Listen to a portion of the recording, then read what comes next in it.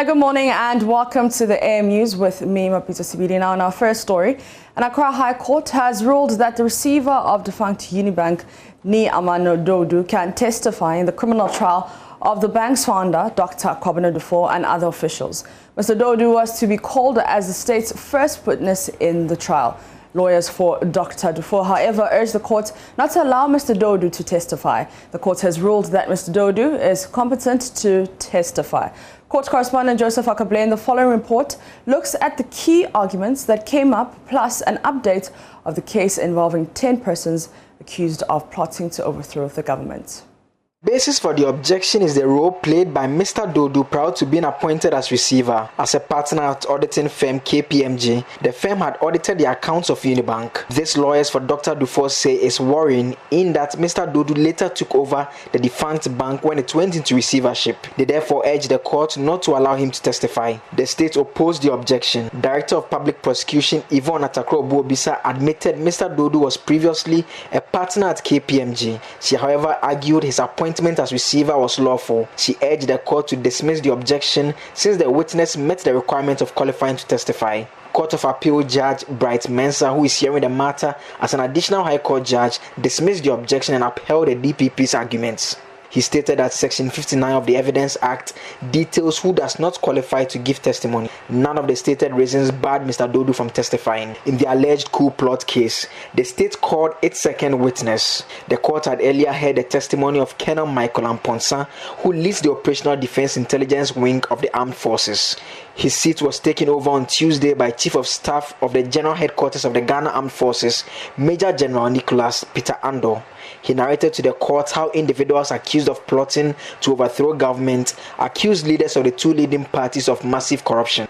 Reference is said to have been made to two government agreements, one with Suba Info Solutions and another being the JIDA contract. The plotters are said to have claimed that since the MPP government took over, despite accusing the NDC of supervising these corrupt contracts, had done nothing to deal with them. This is said to have been an effort to convince the soldiers of the Ghana Armed Forces to join the cause, which they said was similar to the 1979 coup, which had Jerry Rawlings as a key figure.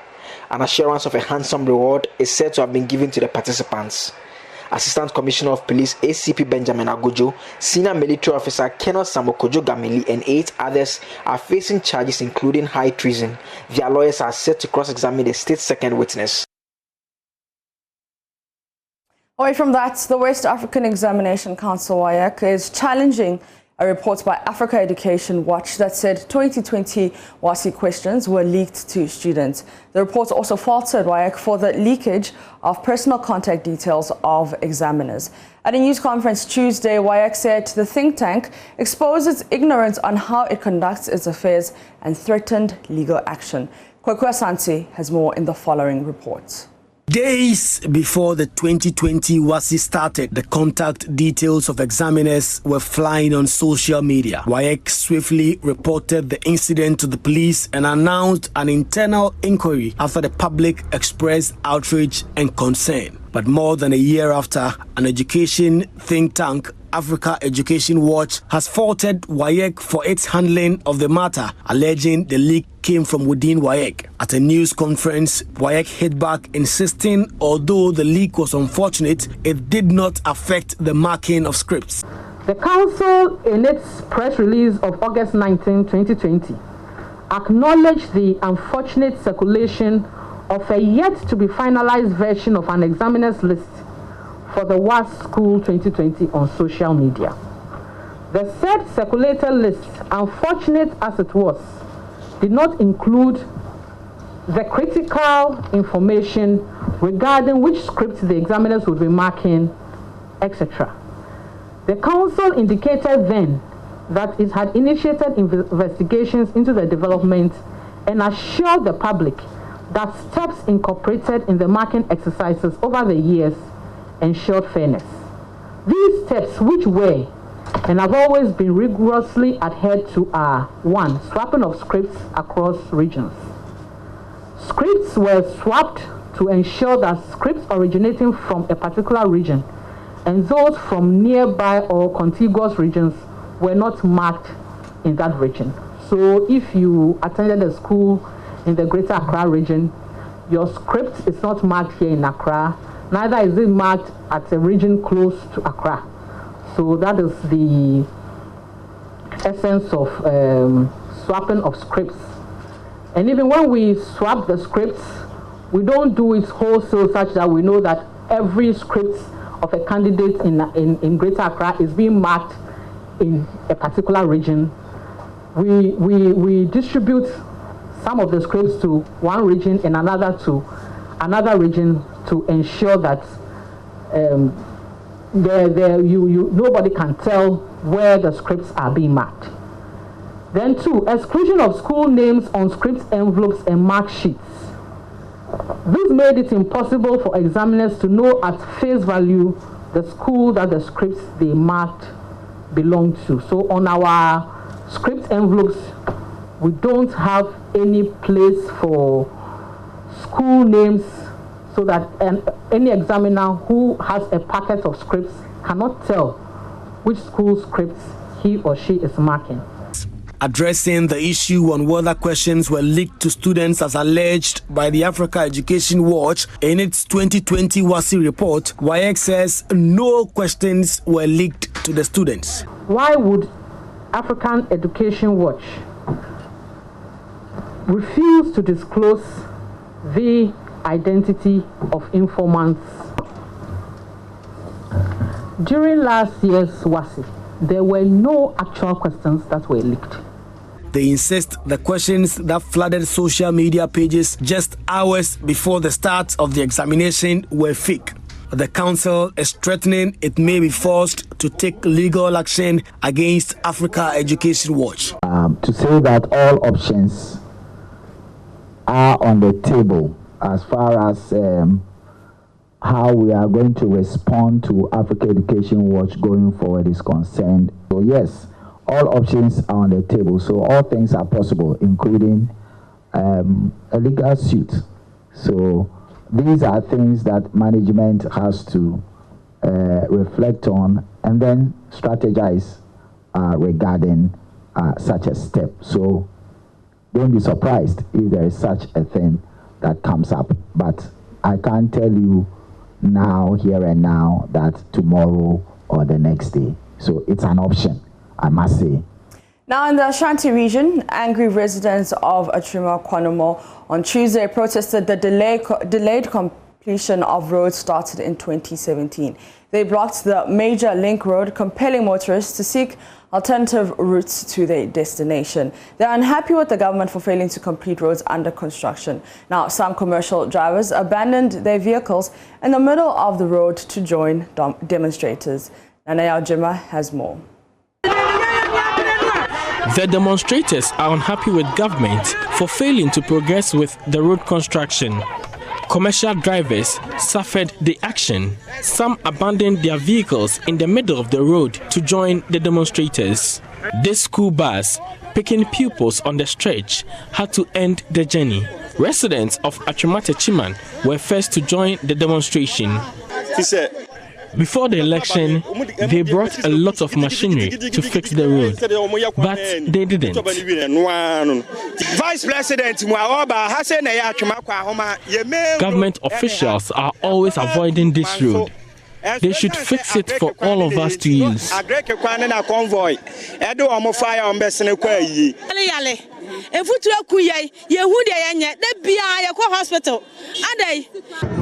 Nana Afriye Chechi III spoke on behalf of traditional leaders in Atrima.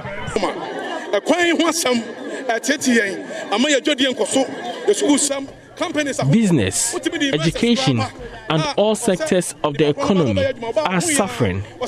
No one is ready to invest in the area. We are pleading with government to help us.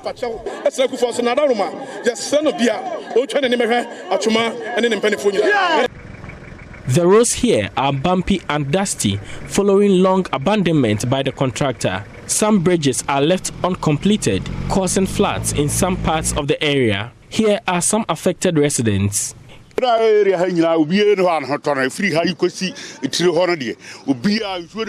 whole house floods when it rains. We plead with the president to call the contractor to site.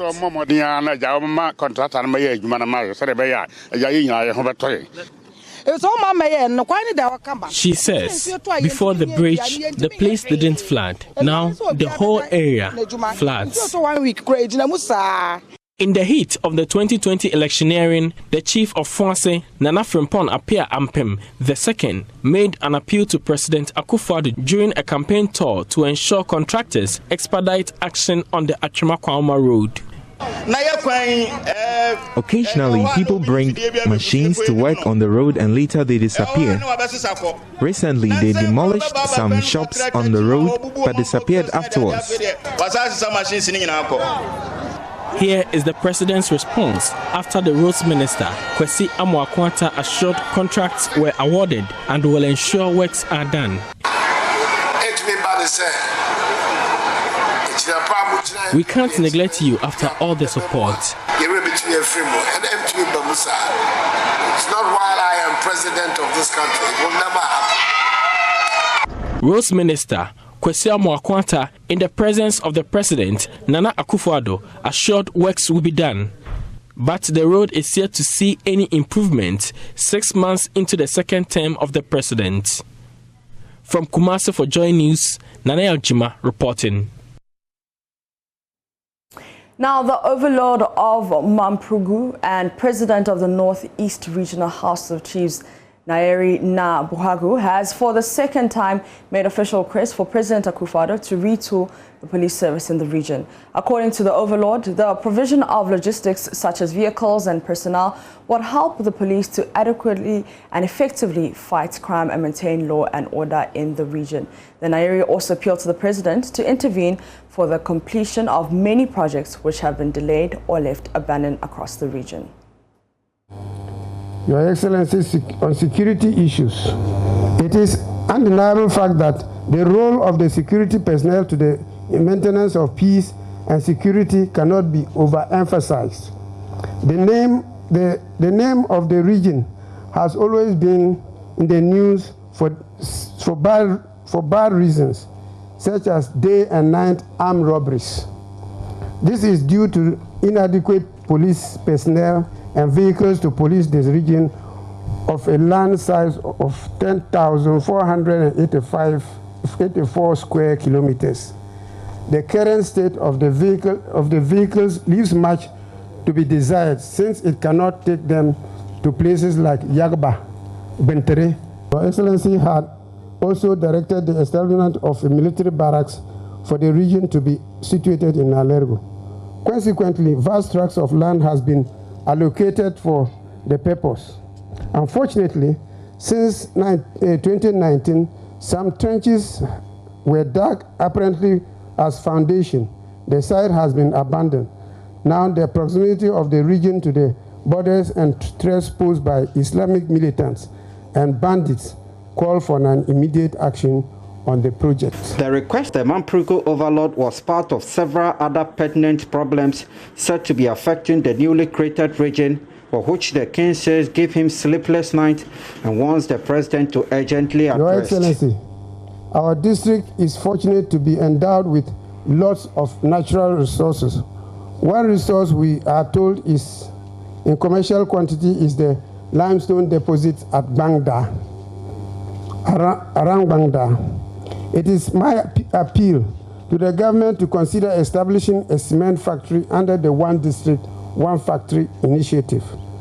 This will help mine the natural resource and turn it into finished product for the use of Ghanaians.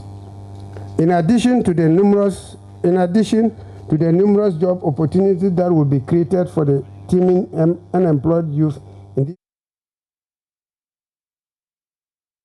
Now, minority in parliament is disputing claims by Finance Minister Ken Ofori-Atta that the NPP government has paid $937 million in excess capacity energy charges to independent power producers over the last 4 years. Of the amount, Mr. Ofori-Atta told legislators on Thursday that $347.2 million was paid to AXA Energy, $359 million to Car Power Ship, and $231.3 million to Sen Power between 2017 and 2020. But Minority MP Al-Hassan Suhuni, who filed the question, says the figures cannot be accurate. He has then filed an urgent question summoning the Energy Minister over the issue. I have filed an urgent question today to the Minister of Energy to provide us with the quantity of kilowatts per hour that Ghana did not utilize from the 3 companies that the finance minister listed, for which Ghana government was billed and has since paid $937 million for. I have requested the Minister of Energy to provide us with that information. It is important that we establish if we are actually paying for excess capacity or not.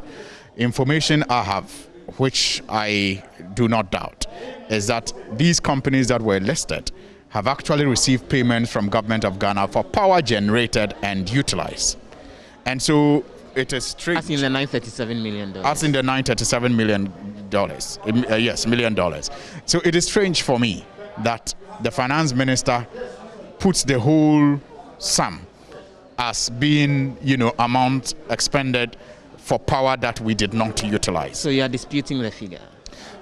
Do you get the sense it's probably far less or probably more than the $937 million? What is important for now is for perhaps government to tell us why over the years they have always created the impression that they are paying $500 million every year for excess capacity charges, only for them to reveal in Parliament that in the last 4 years they have paid less than $1 billion. Okay. Ghanaians would also be interested in how much genuinely we are spending on that, which is why I'm probing that bit. Yeah. Do you get the sense it's probably more or less than the $937 million with the information you're getting that the 937 is probably the figure that was paid to them for power that was generated? The sense I am getting is that government is not paying anything for excess capacity charges. And it is high time they told us the truth. Because how can you be in one breath complaining about excess capacity and in another breath signing on new contracts, generation contracts? You are signing on new companies that are supposed to, invest in generation capacity. You complained about excess gas. Yes, you are signing on new gas contracts. You complained about excess energy, yet you are giving companies the go-ahead to produce, more power. So I am saying my information is that they simply may have not been paying for any excess capacity charges. But you see, the issue with allowing this to fester is that it creates an opportunity for books to be cooked. So we must establish if indeed government has been paying and how much they have been paying and which companies they have been paying to. So that people would engage in underhand dealings and benefit from the payment. Probably. It is possible. If you do not challenge these things, if they go unchallenged, people can take advantage of the fact that you have accepted that this figure is what is, allocated to a non-existent, charge. And who knows where it will end up? Maybe offshore banks. And that's it for the AM News. For more news, you can log on to myjoyonline.com. My name is Mapito Sividi.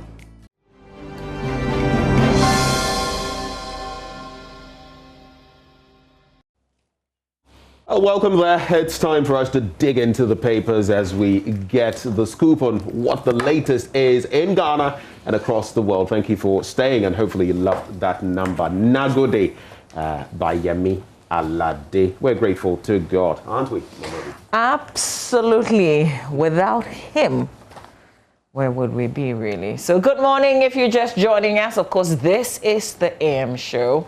Thanks to Mapito Sibidi for bringing us the AM News. Now we're going to run through what the newspapers are reporting today. So if you're ready, we are. I've got the Daily Graphic, the Today newspaper. There isn't there. It's just Today. Republic Press, Daily Dispatch. And of course, if time permits, we've got plenty other newspapers that we can go through as well, Ben. I have the Ghanaian Times, the Finder Daily Guide, and the Business and Financial Times. A lot to talk about in the papers this morning. I'll start with the Ghanaian Times and why Islamic girls SHS students besiege police station. That's on page 3, and it's becoming quite a case there as they also demand the release of 4 teachers. So that story there on page 3 of the paper, I'll get to it.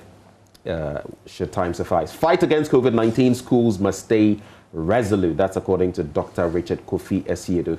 You'll find out why. Boku braces for guinea fowl processing factory under 1D, 1F. And this excites me for many different reasons.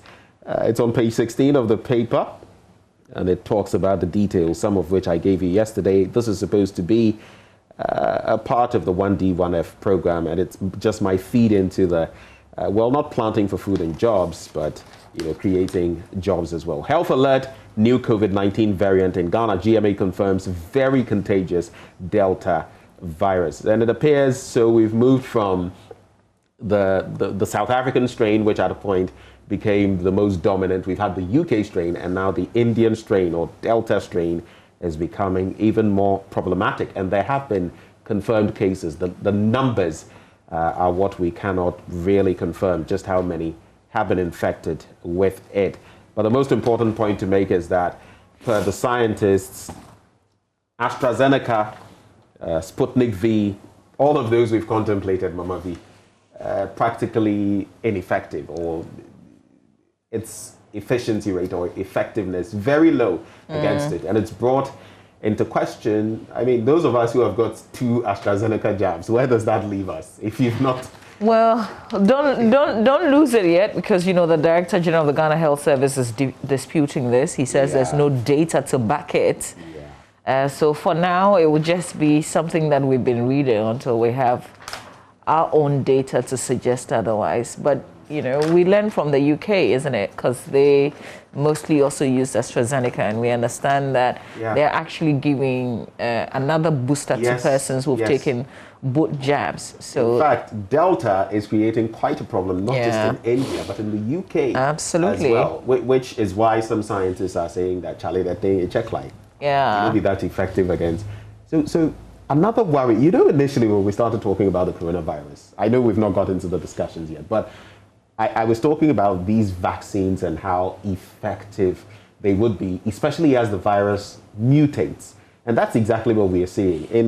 When you talk about HIV, for example, we're very fortunate. The mutation is very limited. That is why we've not had, so much trouble dealing with it, though we've still not found a cure. But in terms of the coronavirus, the way it's going, I mean, today you've spoken of UK strain, Indian, South African strain. Today you're talking of the Indian strain. Who knows what will be next? So are we just going to keep playing catch up with this virus? Well, apparently so. But the hope really is that if you've taken the jab, if you've been fully vaccinated, we know, even if AstraZeneca is not that strong against this new variant, at least there's something. What we know is that, per the data recorded by others, they are not hospitalized. So say you can get it, I can get it. Well, we're both fully vaccinated. We'll not get to critical point. But exactly, to the point that you're going to be hospitalized. And if that is your savior, especially in the condition that we find ourselves, not just in Ghana, but in Africa,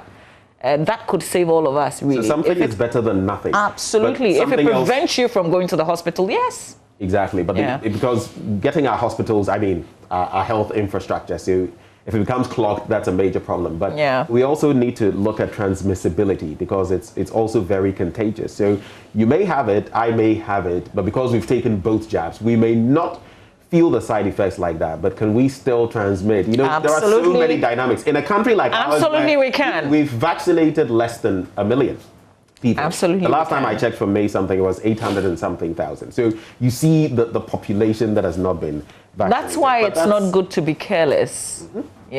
Whether that's or not why some of you're us are still in our masks. People see me and they're like, "You've taken both jabs. Why?" And I'm like, "Hey, I'm protecting you, actually." Anyway. You should tell them that. Something else we're getting into this morning, which the Ghanaian Times newspaper captures: WAEC EduWatch report on WASI exams, false, misleading. I followed that presser yesterday, and later I listened to Divine of Africa Education Watch. There's a whole lot to talk about in there, and they are saying they are not trying to, condemn WAEC, but only make the systems better. And Mamavi, maybe later something else we could get into on that very beat. Do we need other examination bodies to, oversee some of what we do, regulate the system and all of that? There's talk of that, and even Africa Education Watch made some recommendations in that respect. We could take a look at that. In other stories, when you go to the middle spread of the paper, Ghana risks importing water if, and there's an if there,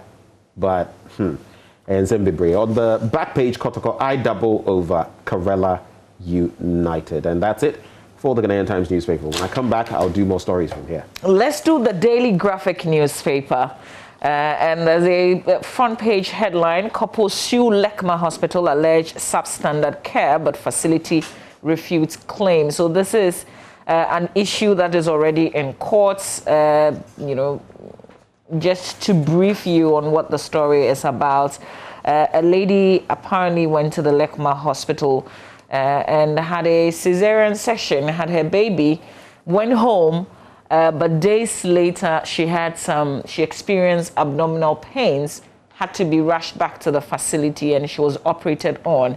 According to her, her womb was taken out without her consent. And this she discovered later when a nurse, just went to her bedside and said, look at it. I mean, it was sitting in a bucket. So she wanted to show her how it looked like. And but these are all allegations coming out. The claim is that her womb was taken without her consent. No, even that bit about showing it to her like that, assuming it actually happened. I mean, yeah. The narration is that she was traumatized through that experience as well, having to look at the fact that her womb had been removed and she was hearing it for the first time. But that's not all. So they are basically claiming that they got substandard care at the facility. The other allegation is that the baby, they had a baby boy who died, I think, 3 days later. And the allegation is that a nurse had fed the baby, and that led to some other condition, which led to him not being able to breathe. They didn't say in this. The hospital has reacted to this newspaper report, and the claim is that they take all the necessary care, and that they're refuting these allegations really because they did everything that they could first to save the baby and to prevent the situation of the womb happened. There's no smoke without fire. I'm not speaking in specific reference to this case, but we hear too many things from our medical facilities. Negligence. I mean, one of the most recent that I remember, someone who had actually been in my department, Dr. Kuto. I don't know whether you remember his wife's issue at the Greater Accra Regional Hospital. I mean, and some of the things that happened even when he wanted certain reports on the back of what had happened with his wife and all of that. Sometimes our friends in the medical fraternity would try to make it seem as though you are always going after them or you're not being considerate. But the fact is, healthcare, it's like a lawyer going to court and not being properly prepared, not handling the client's case well. This could be someone who ends up in jail, traumatized, their life destroyed on the back of your actions because you were negligent. So I don't know. They are not superhuman. They are not robots. But as much as possible, they must do the right things. And I don't see how for the life of me you can do something to me like that, take out someone's womb without letting the person know. Did any member of the family know? Did they seek consent from the husband or something of the sort? So this action is being taken by the couple, wife and husband. So if wife says she was not consulted, and it's obvious I take it that the husband wasn't consulted. Yeah, but this is something that happened back in 2019. So details of it you can find in the Daily Graphic newspaper. Let's check out the other headlines on the front page of today's graphic. University and the forest, KNUST still greening. I like greens, and I think KNUST, from what I see, I've been to KNUST. I'm not sure I've taken a proper tour, but it's the most green, isn't it? Is it? I want to believe so. I mean, there's the University of Mines Technology, and I'm imagining that where it is, it should really be green. If it's not, I'll be disappointed. The one in Takwa. It should be green, yeah. But hey. Well, things aren't always what they seem. Like people have said in recent times. Obuasi has given us so much gold. When was the last time you went to Obuasi? Have you seen what Obuasi looks like? All right.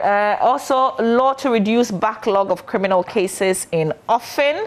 If you run through the rest of the pages on page 19, for instance, you find this produced document renouncing Ivorian citizenship called Orders Jomoro MP, and constitute governing councils of public universities. Minority urges government. That headline is on page 18 in the center spread. We are creating opportunities for youth. According to President Akufo-Addo, 7 million trees planted on a Green Ghana project, 7 million trees.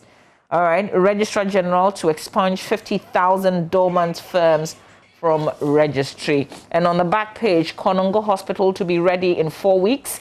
Work 97 complete. Access road undone.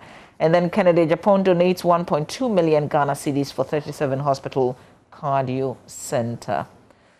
All right, that's it for the Daily Graphic. Okay, let's look at the Finder newspaper now. And deaths from road crashes in Accra increased by 32% in 2020. That story is on page 5. It's about the road crash data on fatality trends in Accra, showing an increase in road traffic deaths by 32% between 2019 and 2020. That's according to the police crash report for Accra, and deaths have increased by 103 in 2019 to 136 in 2020, representing a 32% rise. So something definitely we're not doing right, which we need to take stock of. Akufo-Addo has done projects previous governments could not do for us. That is Nairi speaking there. And just to cite, he's the overlord of Mamprugu, the Nairi, Na Bohogu Mahami Abdullahi Sheriga, applauding President Akufo-Addo there.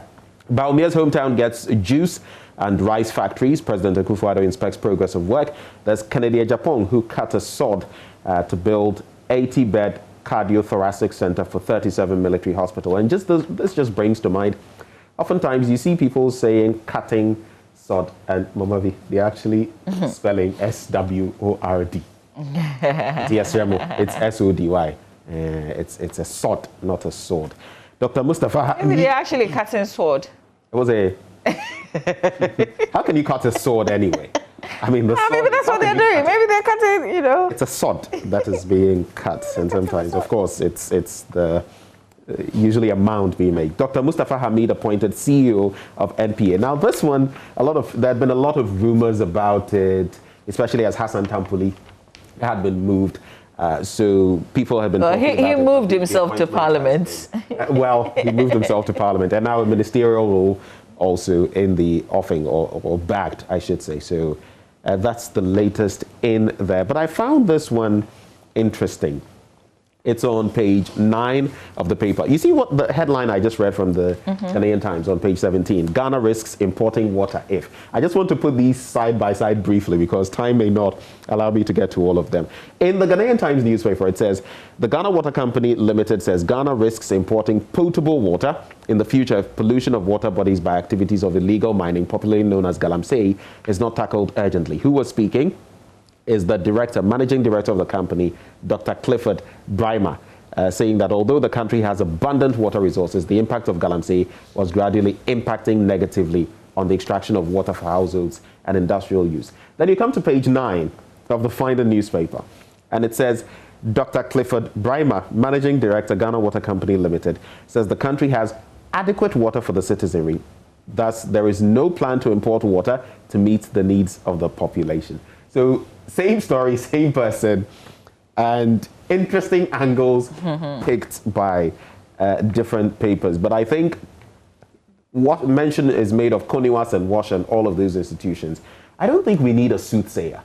We don't need rocket scientists to tell us that the state of our water bodies is highly troubling. If you look at the NT something levels, the turbidity levels and all of that over the years. The last time I went to Akosobu, which is just about a fortnight ago, someone passed the comment that thankfully there is no gold around that area. So when you see the Volta, it looks in pristine condition. It's in pristine condition. But you look at the rest of our water bodies and they look like something out of a sludge, you know. So very sad one there. Wrapping up, African campaigners say vaccine hoarding impede global war against COVID-19, and UN confirms 26,425 grave violations against children in 2020. That's on page 11 of the Finder newspaper. Let's get into Republic Press newspaper. And I guess somebody would say, oh, finally, this issue is making mainstream media headline. It is. Dak Heward-Mills hot as Menchia rejects social media apology.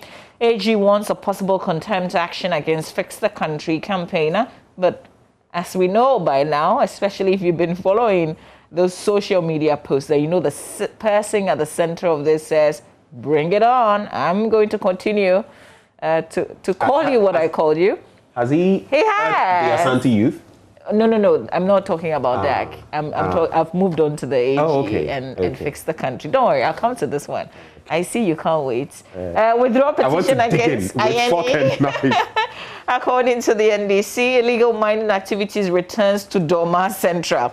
According to its MC, I stand by my comments. INE challenges CJ, and then Mustafa Hamid is NPA boss. But the issue with Dak Heward-Mills and the fact that he is hot, according to the headline, Menchia, the paramount chief of Kumewu in the Ashanti region, Nana Chinebu Akodia, has said the apology by Bishop Dak Heward-Mills, founder of Lighthouse Chapel, was not in good faith and not addressed to Menchia Palace. He's therefore called on the bishop to rely on wise counsel and do what is appropriate before Sunday, the 27th of June, 2021, to avert the threat issued by the youth. Well, what is the threat really? The threat is that their churches will be closed down. But let me just fast forward to something else that he said in explaining his point. He says, although I haven't cited any apology letter, but even if there is one, the bishop must know better because the Ashanti customs and laws are very wide and must be followed to the latter. And then also fast forward, remember that in that apology that we've all cited, and I want to believe that we've all cited that, it says that the tape was recorded some 20 years ago. So this is a reaction, Nana Chinebu Akodia's reaction. He, according to the write-up, his rubbish claims that the tape was recorded 20 years ago, saying Otumfuo just celebrated his 22nd anniversary on the throne, and how could he have assessed the man after 2 years? And that if indeed the tape was recorded 20 years ago, then it shows the pastor has inherent hatred for Otumfuo and Asante. I see. You wanted to say something? I do. Say something, I'm giving We're in a republic, right? Of course we are. Ghana's, I'm sure those who can read between the lines know why I am asking that. And, do you still want to talk or you want to move on? I just want to say something though. The bit about shutting the churches down. I feel, I mean, Otumfuo is revered, and anyone who is thinking he or she can cast any slur on his personality would be very unwise. And I don't think our chieftaincy institution, of course, we say he's a king, but our institution, you know, generally is revered, and we ought to keep it that way. But I think if you're saying that you're going to be shutting down someone's church, I don't know what that is. It's in his jurisdiction, but the law is the law, and the position of the Asante youth, that is my little bit in there. I find it problematic when such comments are made, but I think we can move on now. Me, I freely want to go to Kumasi anytime, so I would wait for you said law, isn't it? Oh yeah, law. And we have. I know our country is very interesting when it comes to. We have people who are supposed to be protecting others, right? Okay, and this is a threat that was issued publicly, so the appropriate action must be taken. But I'm just watching to see how this one unfolds. You're walking on pins and needles, aren't you? What did I told you that I want to go to Kumasi freely. So the Daily Guide newspaper. Jomora MP hot. It appears it's not only Dak Heward-Mills. Jomora MP hot. That story is on page 3. And the Second High Court has ordered the Member of Parliament for Jomor in the Western Region, Dorcas Afotofi, to produce a document or documents showing that she indeed renounced her Ivorian citizenship before filing to contest the 2020 parliamentary election. The court asked the NDC MP to comply with the order in 10 days, starting from yesterday. A resident of Nuba Mpataba in the Jomor district, Joshua Emwa Kofi, has filed a writ at the Second High Court challenging the MP for the area to produce evidence of her renounced dual citizenship in court. And so that's the thrust of the story there. Gifty, 11 deputies approved. I'm talking about Gifty Chum Ampofo. That story is on page 6, or it's supposed to be on page 6 of the Daily Guide newspaper. It actually isn't. There's also Alajo Doctor plotted coup, and that's what the Accra High Court is saying. And churches fight ban on noise making. Don't underrate COVID-19, Dr. Richard Kofi Asiedu says that. On page 5, an interesting story there. We hear a lot of these things, and it's good to hear that some are coming to the fore. Singaporean who tortured maid to death, jailed. And a Singaporean woman found guilty of starving, torturing, and killing her domestic worker from Myanmar has been sentenced to 30 years in prison. I highlight this because we often see same happening to some of our nationals in the Gulf region, the Middle East, and different parts of the world. And here we are, even as far as, well, Asia as well, in different ways. So interesting that this is happening. Let me just go to the international spread and start my wrap-up from there. Wutakobi out with visuals for Set You Free, in case you hadn't heard of that. And I'll expose your prostitution fake life, Mercy Aigbe, ex-husband, saying that. We are back, Silverbird to cinema enthusiasts. I had to mention this because I'm one of the enthusiasts myself. So once they are back, on the back of Mapito CBD's cinema story, we're going to start trooping in. On the back page, Sadio Mane builds £450,000 hospital. This gentleman, deep respect for him. So simple and what he's doing with his money. Achimota hosts third head of state golf. And okay, so we'll wrap it up there. That's it. All right, let me do the Today newspaper front page. Is a story that we've already talked about. COVID-19 scare hits Ghanaians as Ghana records deadly Indian strain. SHS student beats teacher to pop. There's also a story on page 6 of the paper. It's a 34-year-old man, Kwame Frimpong, who's been stabbed to death at Achimota Nkwanta in the Birim Central Municipality in the Eastern Region. He was stabbed multiple times with a kitchen knife in both left and right ribs by the suspect, Nana Kwame, 36, who is a family member. Backstory, well, he hired the deceased to work on his farm, and he was unimpressed with the work done, so he met him at a funeral, confronted him. They both landed each other slaps, and then... The slaps degenerated into... Another Mortal Kombat. Ended in the unfortunate incident leading to the death. So police is investigating this matter. I think the suspect is on the run. They don't have him yet. Okay, there's also a private legal practitioner, and this is on page 7, still in Today. Martin Pebble has pleaded with the Chief Justice, Kwesi Niniabua, to withdraw his petition against Dr. Dominic Ayeni. So that story is also here in the center spread. On the back page, Newcastle target Andre Ayew.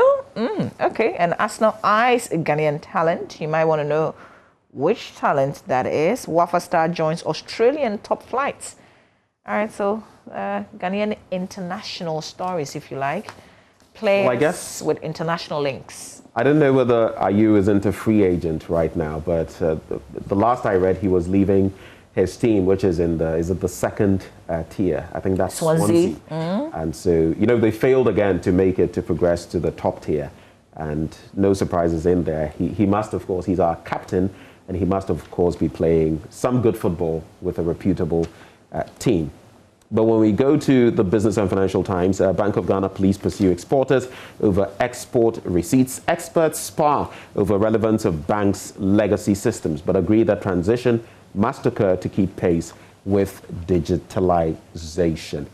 Those are some of the major stories in that newspaper. Normally, I was going to do maybe the National Enquirer. I haven't seen the Enquirer in a while, but it's out today. We have it. Well, once in a while. On the front page, 23 years of legal battle on Ogwa chieftaincy crisis. Osaberi Makwesiata II's name to be expunged from National House of Chiefs Register. Supreme Court struck out his appeal.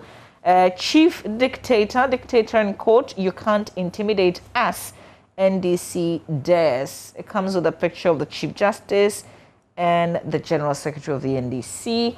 SHS students resume school with pregnancy wearing engagement rings. Oh, okay. Where is the full story? Oh, you have another paper you're going through? I haven't seen this one. Okay, so I see you're now catching up on that one. I will look for it. Let me do the story, though. It ties into something else that the Ghanaian Times newspaper says on page 10. So, new COVID-19 variant in Ghana. And the GMA has admonished the public to continue observing the coronavirus safety protocols following the detection of the Delta variant of SARS-CoV-2 in the country. The new variant has been described as very contagious and originated from India and has been recorded in Ghana, also called the Indian strain.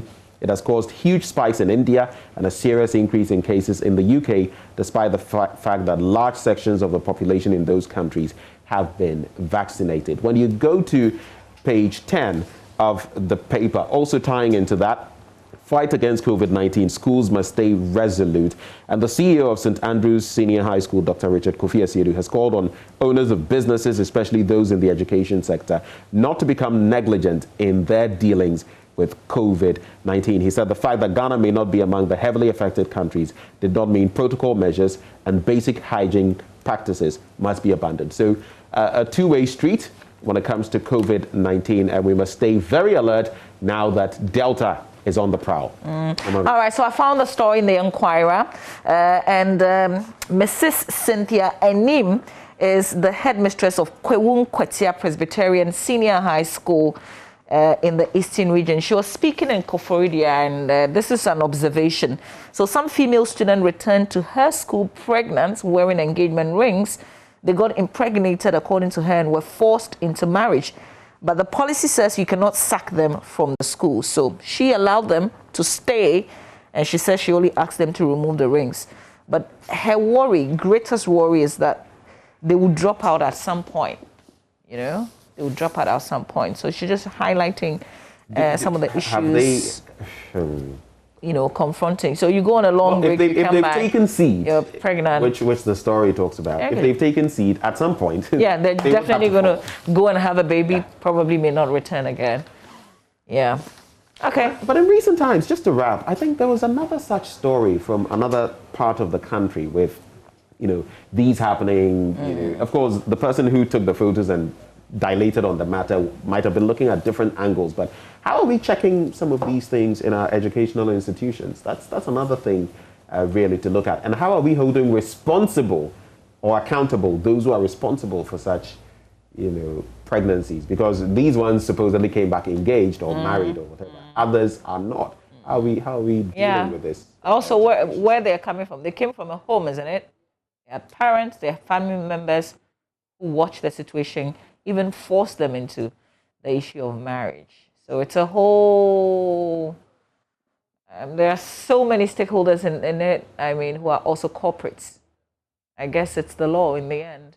But will the law Sometimes come you through? Have opinion leaders, even chiefs getting involved and saying, oh, this person. And the last I heard, some part of the country in the northern belt, a woman can't haul a man to court, or you can't, do something that will cause the man to be incarcerated and all of that, so they have to keep silent. They can't push, even when they have evidence, they will not want to. I think some of these things really, education must beat some of this. I don't want to use those words coming out of our heads. We need the law to come through, and we need the law to come through also on the issue seriously of the threats being issued by the young people in Kumasi to be particular. And we're watching the police. Have they seen, did they monitor the press conference? Are they aware of the ultimatum that they've given in terms of closing down lighthouse churches in the Ashanti region? The police is what we're relying on right now to come through for us. Well, this is how far we have come, Ebenezer. And you can check out some stories on myjoyonline.com. A lot of stories there. But right now it's time for us to give way to Muftau, who comes your way with sports up next on the AM show. Do stay.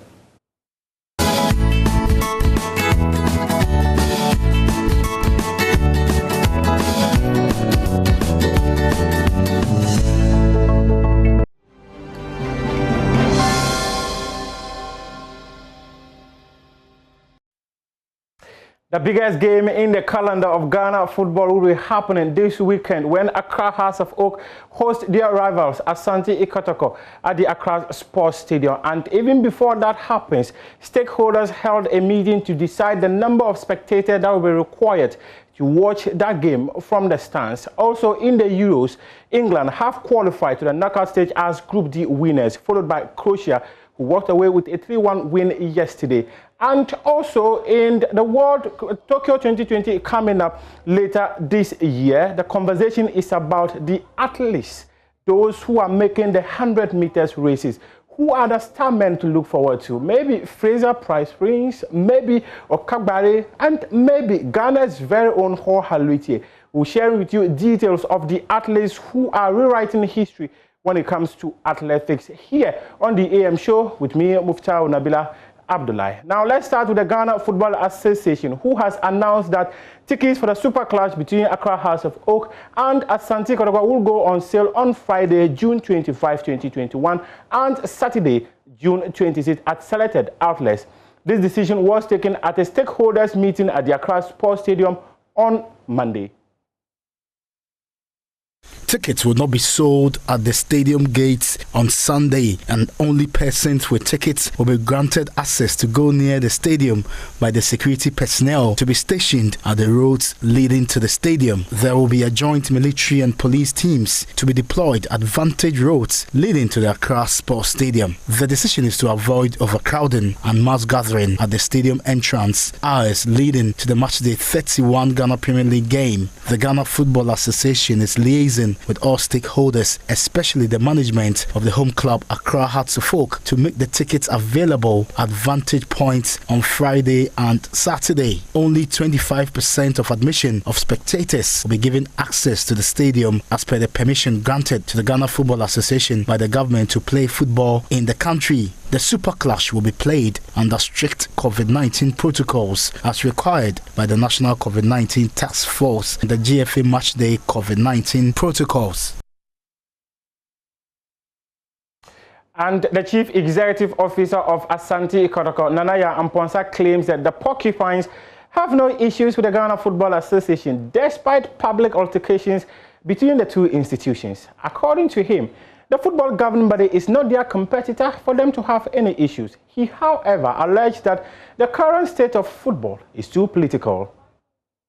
Football Association and Asante Kotoko have engaged in public spat over the last couple of months. This has led to a perception created within the Ghanaian media and the football community that the football governing body and the Porcupine Warriors have got some issues. Chief Executive Officer of Asante Kotoko, Nanaya Amponsa, dispelled those rumors, insisting they are not competitors with the Ghana Football Association. Kotoko should not have any issues with GFA because we are not in competition with the GFA. I state here and now that we are not in competition with the GFA. The GFA is a regulator and we are a club that should be regulated by the GFA just like any other club. There should be no competition at all, and therefore we feel where we are not happy with maybe some decisions of the GFA, for instance the video camera incident where GFA tried to stop us from using video, just a different camera. That is a photo will be used to Samsung photo, no be used to iPhone. Now I say iPhone they mean one use for photo. That's where we had a challenge. And I think there was some exchange of letters. Some found its way into the media. But that was resolved amicably. there are no many issues. If Kotoko is functioning well, Kotoko is doing well, then the GFA is doing well because we are one of the members. Kotoko's success should be the success of the GFA. Many have alleged that Nana Amponsa harbors the intent of contesting for the position of president of the Ghana Football Association come 2023. Mr. Amponsa says the politics surrounding the football in the country is currently at its apex, which is alien to the game of football. There will be situations where you say because Nana Amponsa contested for FA elections, and so some people believe that our ambition have been, listen. Growing up and seeing Ghana football, it was not such political. And I wish it remains like that. The football fraternity brings us together. Football binds this nation together. Even when politics divides us, it's football that brings us together. When Ghana qualifies for World Cup, or if anything good happens with our football, it brings us together. So I will entreat all involved, say, my football is so polarized, so political.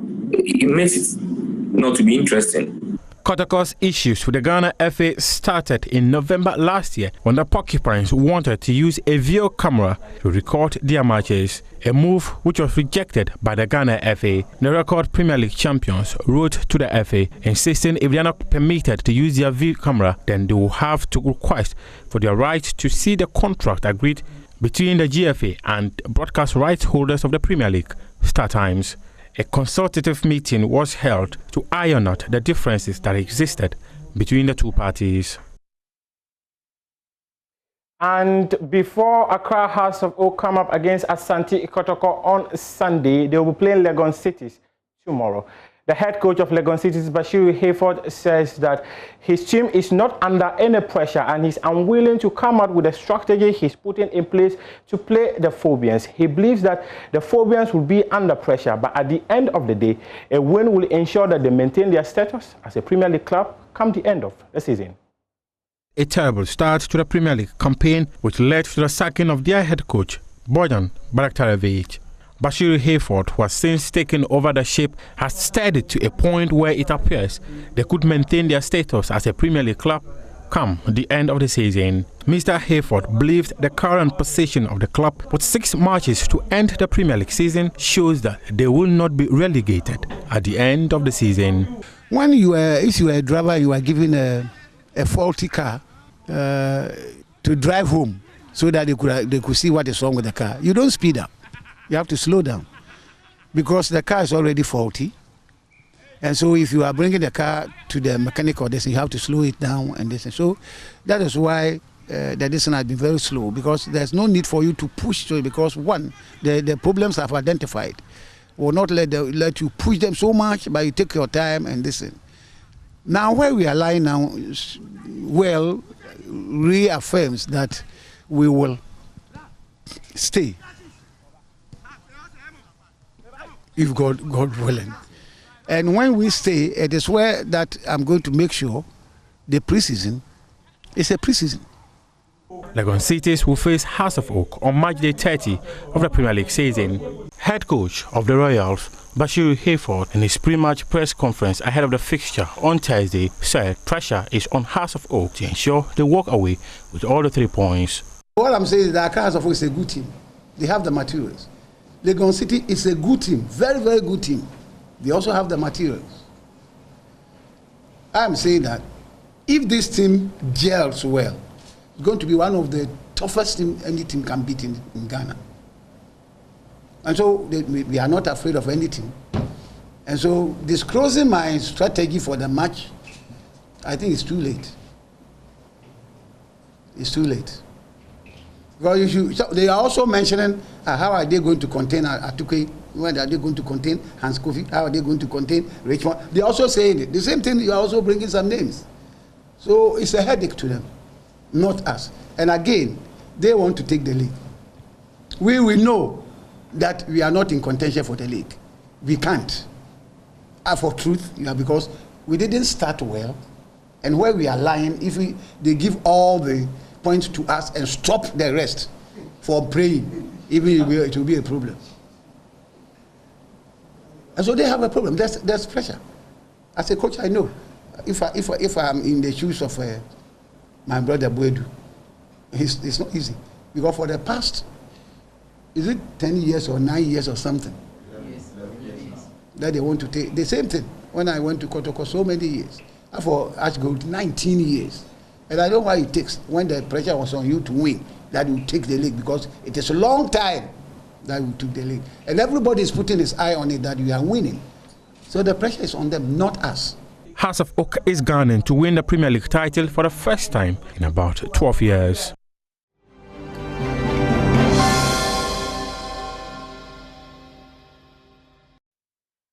Down memory lane there in that matchup. Expect much more later today on Joy Prime. But let's come back to our studios where we discourse on AM Business for this morning, brought to you courtesy of EcoBank, the Pan-African Bank. Our focus today is on Fafape Fo, who has earned the nickname Mushroom Queen following her exploits in the mushroom industry. Joy Business, Emma Davies reports. Today on Food Chain, we've decided to celebrate mushroom. So we've termed it Mushroom Day. I know Mushroom Day is celebrated on October 15th, but today, Food Chain, we decided to celebrate mushroom. If you're wondering where I am standing or what I'm standing on, is the sawdust used as substrate for growing mushroom. We are here at the Mushroom Queen Farms to visit Fafape Fo to learn more about mushrooms today. My name is Emma Davis. Hello, Fafape. Welcome to Food Chain. Thank you for having me. Take us through what is going on right now. Yeah. So you're welcome to the Mushroom Queen Farm E90 Ghana Limited. Right here, this is the composting stage. So this is where we take the sawdust, which is a waste in the environment, and we add other ingredients, also waste like the rice bran, the quicklime, and then we decompose it for like 6 weeks. So this actually serves as the soil that we use to grow the mushroom, and we call it the substrate.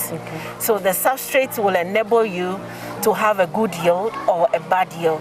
So the beauty of this business is that we're taking the waste that we have in the environment and creating job opportunities and nutrition to the population. So you mentioned that it stays for 6 weeks? Yes. So this has been here for 6 weeks? Yes. So some of them are 4 weeks, some are 3 weeks, and some are very close to 6 weeks. Why must this stay for 6 weeks before use? Yeah, for the compounds in it to decompose, especially the ammonium content in the sawdust to decompose, so that we will have the manure, all that we have combined to fully mixed before we bag them. So it's very important that you take your time. Some of the woods are hard, some are soft. So when you go to the sawmill and you pick the sawdust, you have to get the patience to make sure that the mixture is well mixed and decomposed before using it. Okay, so they take this to... We're going to the bagging stage. Okay. So after the 6 weeks, then we go to the bagging stage where we bag them into smaller polythenes for sterilization. Okay. Yes. Okay. So why did you decide to get into mushroom farming? So the passion came to me actually at the University of Ghana where I was doing my master's. When I realized the potentials of mushroom farming, that really caught my attention. I was curious about it. Looking at some of the benefits like the environment, cleaning the environment, as well as producing one of the world's richest protein food, creating employment, I saw this as the business for me. I saw this as the way to go for me, the people I'll be employing, and also knowing very well that what I'm producing is going to solve somebody's health condition. That alone was the icebreaker for me. Would you advise someone to go into mushroom farming? Why not? I want to even use this opportunity to, extend this invitation to graduates out there. If you're looking for a job and you're not getting, and you're looking for something that can help you to sustain you and your family, look to farming, look to mushroom farming, or agriculture in general. Look around you. What do you have that you can turn around to make an economic gain or make ends meet? How much did you start with? Actually, I started with 10 bags. Okay. 10 compost bags. And with that 10 bags, then one was 1 cedi. So the 10 bags was like 10 cedis. So I started with 10 cedis. Okay. And as I started producing, I was plowing back the profits into, and I had 20 bags, 30 bags, and I started the production myself. So at first, I started with taking the bags from an existing farmer. Then from there, I gathered the resources, the natural, the raw materials, and then I started the production myself. And now I can confidently boast of more than 50,000 bags in production, as you can see. So this is where we sterilize. We put them inside. We put fire in it. And put fire. We pack the bags in, and then we cover it up. Add the firewood, and then we sterilize at 100 degrees. Yes. For how long? So this stays for about 3 hours. To sterilize, to ensure that every living organism in there is dead. So after you sterilize, after the 3 hours, you put it down for it to cool. Then we now add the mycelium. So we have the incubation room, and we have the fruiting room where we keep them for them to get matured. Then from there, we send them to the fruiting room where we start seeing the mushrooms. Okay, so the incubation takes how long? The incubation also takes 6 weeks. So I can see that some of them are fully white, some are still changing color. Why is that? Yeah, so it tells you the various degrees of maturity in the room. So you see the ones that are completely white, that means they are fully matured, ready for opening for mushrooms to come out. And the ones that are, you know, almost like getting to just like about 4 weeks or 5 weeks. So when you come in, you see various, you know, times that they've been inoculated with the spawn. So as you can see, some of the spawning is ongoing. So this is the process where they add. Exactly. We add the seed. So these ones will just, you know, go on the shelves. They've already been, you know, inoculated with the bags. Then they will be put on the shelves. Then we wait for the 6 weeks for them to get matured for opening. I see. So part of it is when you are out there and you don't want to go through the entire process that I've shown you, and you want to grow mushrooms, we supply farmers with already made bags. So what you do is you come for it, and within a week you will start harvesting mushrooms. I think I should be those farmers. We call them the croppers. So we supply them with the ready-made mushroom bags. So yours is to get a convenient place where there will not be any direct sunlight. And within a week, you'll start harvesting mushrooms. This looks very, it looks less stressful with other forms of farming. Sure.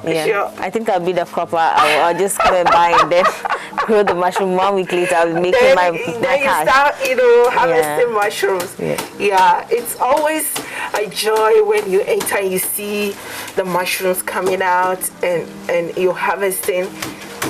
It's so nice, you know. Let me be a little selfish right now. Just give my viewers some few tips they can, you know, take if they want to get into mushroom farming. Okay, so for mushroom farming, one of the major challenges that face a mushroom farmer is infection. You can get infection because of, you know, it's a fungi. So you have to be very hygienic, you know, throughout the entire process. You have to make sure that your hands are always very clean. Whatever foreign material you are introducing to the spawn must be very clean. So you must sterilize every foreign material you are introducing to the process. That is why you see that we sterilize the bags, we sterilize even the stick that we use to, loosen up the seed or the spoon. So it's very, very key when you are into mushroom to make sure that everything, is clean and hygienic. That is one secret to mushroom farming. This is one of the businesses that you don't need a lot of land to do. You are in the city, you don't have arable land to your disposal. This is a business that requires low capital and minimum space to do. So how much capital, someone like me, if I want to start, how much capital do you think I need? Yeah, you can start with from 200 to 500 cedis. You can start with, because we are selling one spawn bag for 3 cedis. So if I started with 10 bags, and if you want to outsmart me to start with 20 bags, you can imagine how much you need as a minimum capital to start. Wow. Yeah, so 200 cedis to 500 it's a lot. It's a lot of money to start with. Wow. Just get a place and get the spawn bags, and you are in business. Okay, I'll consider that. What type of mushrooms do you grow? Yeah, so basically we grow the oyster mushrooms. Okay. And when they get matured at the incubation room, we bring them to the cropping room. So you see some of them freshly coming out. Okay, so yes. This is at what stage? Yeah, so those are the pinheads. Okay. So they are just coming out, but these ones are getting matured. So you can see that they are freshly done. So we'll harvest them. It doesn't need much effort or anything to harvest them. What we have in our hands is a miracle plant that helps us to solve so many of our health problems. So it's a unique product that we are growing here. So apparently I read that if you take the wrong mushroom, the ones that are not edible, what happens? You can even die immediately. So we have the edible and non-edible mushrooms. And if you are not a mushroom lover or someone who knows the type of mushroom you normally take, and you go into the bush and you've seen an umbrella that looks like a mushroom, please, you have to get to somebody to tell you that it's edible or not. Because we've had not in Ghana that I've heard, but some parts of the world, that a mushroom that is not edible can even kill you or give you all sort of skin irritation or problems, and also stomach problems. You can have organ collapse and all that. So in Ghana, we have some types of mushrooms that are edible. We have the oyster that we are doing. We have the domo. We call some domo, the valva that you normally see growing from the palm nut tree. After the palm wine is taken, then it comes out from the palm nut. That is also another type that we normally enjoy. And normally, seasonally, we get some from the termites hats, in the bush, with a long tail. You normally see them, in Accra, in some parts of the city, that they tie it with the palm, the palm fruit tree, and then they tie it and have a long tail. Those are the 3 major ones that we have in Ghana that we consume currently. So if you are not familiar with a mushroom type and you've seen it and you love to take it, please research or go for an advice as to whether it's edible or not. We are moving to where we do the mushroom kebab. I'm more interested on the side, so please come with us. This is one of the many products that you can get out of the fresh mushrooms. So we supply hotels, restaurants with the fresh mushrooms, the dry one, And our special delicacy, the mushroom kebab. This is one, one in town where we do for events, such as parties and any type of gathering that you have. So we've realized that most parties we have the meat kebabs, and people that are vegetarians or are having some health conditions are being left out. So this is an innovation to bring mushroom to the people at parties and all that. So we have the mushroom kebab, which is nicely, we add some of the vegetables to it and a special sauce from the mushroom queen. I can't wait to taste it when it's all done. For the sake of some of my viewers who may not know what to use mushroom for, please tell us what we can use, other things we can use mushroom for. Yes. So apart from enjoying it fresh in your soups, stews, mix it together with vegetables. We now have mushroom biscuits, mushroom bread, spring roll, meat pie, and the list goes on. So it can be used in a lot of things. A lot of things. You and I were at the farmers conference. Sure. And some concerns were raised about how to get funds. Do you fund this by yourself? Yeah, surely I fund from the beginning to the end by myself. And it was interesting at the Ghanaian Farmer Conference how some of the farmers were lamenting of access to credit. And that still continues to be a challenge considering the high interest rates when you have to go for, a bank facility and all that. So we need to have a bank that should look towards the plight of farmers in Ghana in terms of reduced interest rates and taking into consideration the seasonal nature of farming in the country, so that products will be tailored towards the needs of farmers directly. So is it that you have not tried personally to get funds from banks, or you are financially comfortable? Not that I'm financially comfortable, but I feel like I have to grow to a certain stage. Then I can now approach the bank for assistance. And so far so good. I've been plowing back my own profits, and that has helped me to reach where I am. Have you had any investors? Not yet. Okay. Not yet. But are you looking forward? Yeah, we're looking up to get some investors that we can move the Mushroom Queen brand to a bigger farm in Africa and the world. Okay, so on today's episode, we are enjoying mushroom. We are invited.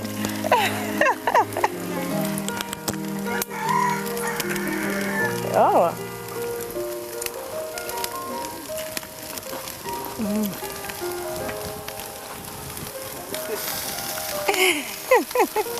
I'm still trying to process the taste.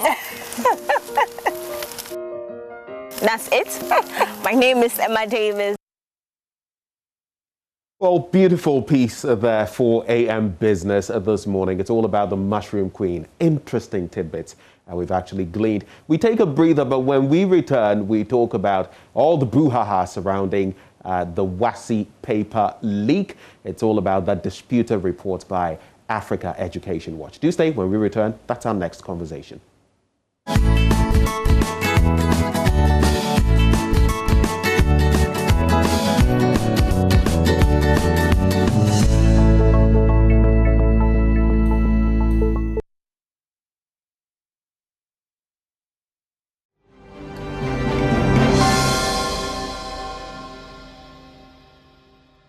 Well, hello there. Welcome to AM Talk. Today, we're concentrating on education. Not too long ago, the Africa Education Watch released a report on the 2020 West Africa examination, on the 2020 West African examination. And yesterday, WAEC, the West Africa examination, cancelled. The body that regulates that particular examination reacted to that earlier report. Kofi Asari will be joining me for a conversation. I just want to connect with him first of all and say good morning to you.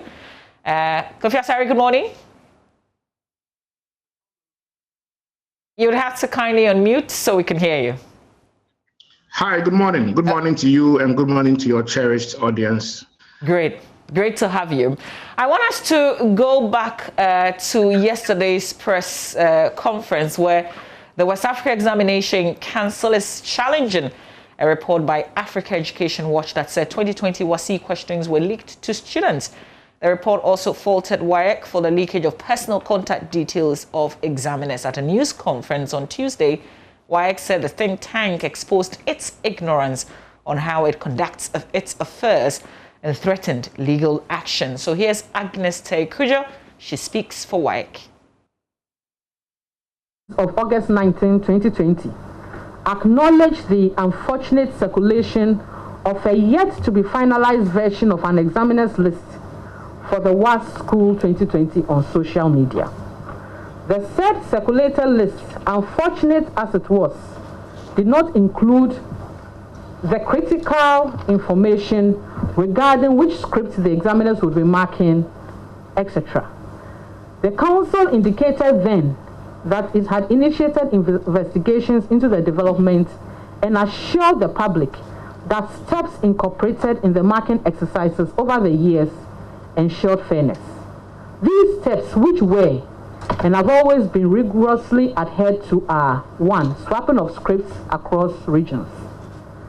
Scripts were swapped to ensure that scripts originating from a particular region and those from nearby or contiguous regions were not marked in that region. So if you attended a school in the Greater Accra region, your script is not marked here in Accra, neither is it marked at a region close to Accra. So that is the essence of swapping of scripts. And even when we swap the scripts, we don't do it wholesale such that we know that every script of a candidate in Greater Accra is being marked in a particular region. We distribute some of the scripts to one region and another to another region to ensure that nobody can tell where the scripts are being marked. Then 2, exclusion of school names on script envelopes and mark sheets. This made it impossible for examiners to know at face value the school that the scripts they marked belong to. So on our script envelopes, we don't have any place for school names, so that any examiner who has a packet of scripts cannot tell which school scripts he or she is marking. Addressing the issue on whether questions were leaked to students as alleged by the Africa Education Watch in its 2020 WAEC report, WAEC says no questions were leaked to the students. Why would African Education Watch refuse to disclose the identity of informants? During last year's WAEC, there were no actual questions that were leaked. They insist the questions that flooded social media pages just hours before the start of the examination were fake. The council is threatening it may be forced to take legal action against Africa Education Watch. Well, Executive Director of Africa Education Watch, as you know, is with us. He will be reacting to what we've just heard. Kofi, essentially, WAEC is saying that you misled all of us with your report. All right. Let me indicate that our report is our commitment to supporting the government of Ghana on the basis of His Excellency the President's State of the Nation's address pronouncement that his government will strengthen WAEC. Strengthening WAEC became an issue during the electioneering campaign, and also is still an issue that merited the president's pronouncement because we know there's something to strengthen.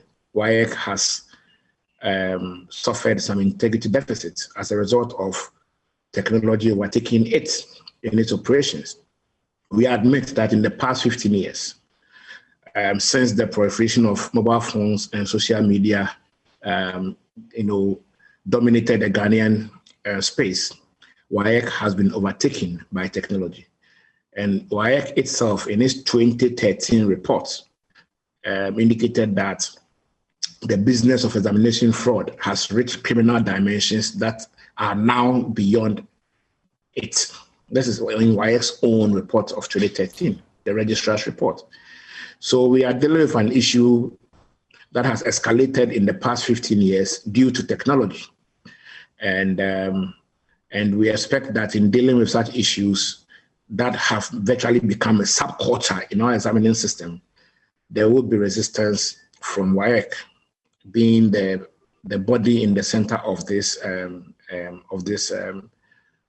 quality deficits. Be that with me, we are not surprised that WAEC is defending everything. It is normal with human institutions.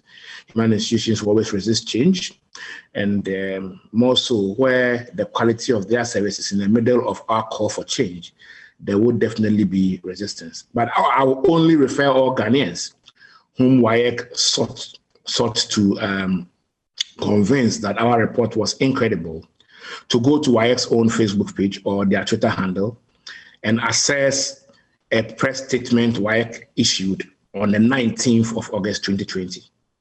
On page 2 of that press statement, 2.3, subsection 3, WAEC themselves indicated that questions for the core mass paper were leaked on social media and signed by the same PRO who addressed the meeting yesterday. So Ghanaians should just go and pick that press release and acquaint themselves with WAEC's own admission in the statement of 19th August 2020, which is still published on their social media handles, and which we have a copy here, signed, original, by their PRO. Yeah, and then reconcile what they said then with what they are saying now. But Kofi, sorry, Kofi, not to cut you. I would love for you to continue, but just on this issue, I also want to refer you to their statement yesterday where they indicate that, yes, something was posted out there, but it was snapping of the actual paper and posting it online a few minutes after the start of the examination. This is what WAEC said in 2020 August. It said that snapshot, I'm reading verbatim, snapshots of the mathematics core 2 paper were posted on social media platforms after the release of the paper from WAEC Strong Room. The distance from WAEC Strong Room, most of WAEC Strong Room to their centers, sometimes it takes up to 2 to 3 hours before questions arrive at the center. So what is the minutes? What is WAEC talking about now? Have they changed their own position in August 2020? You see, we need to be honest with ourselves. I'm reading from WAEC's own press statement signed by Agnes Taikuju, Mrs.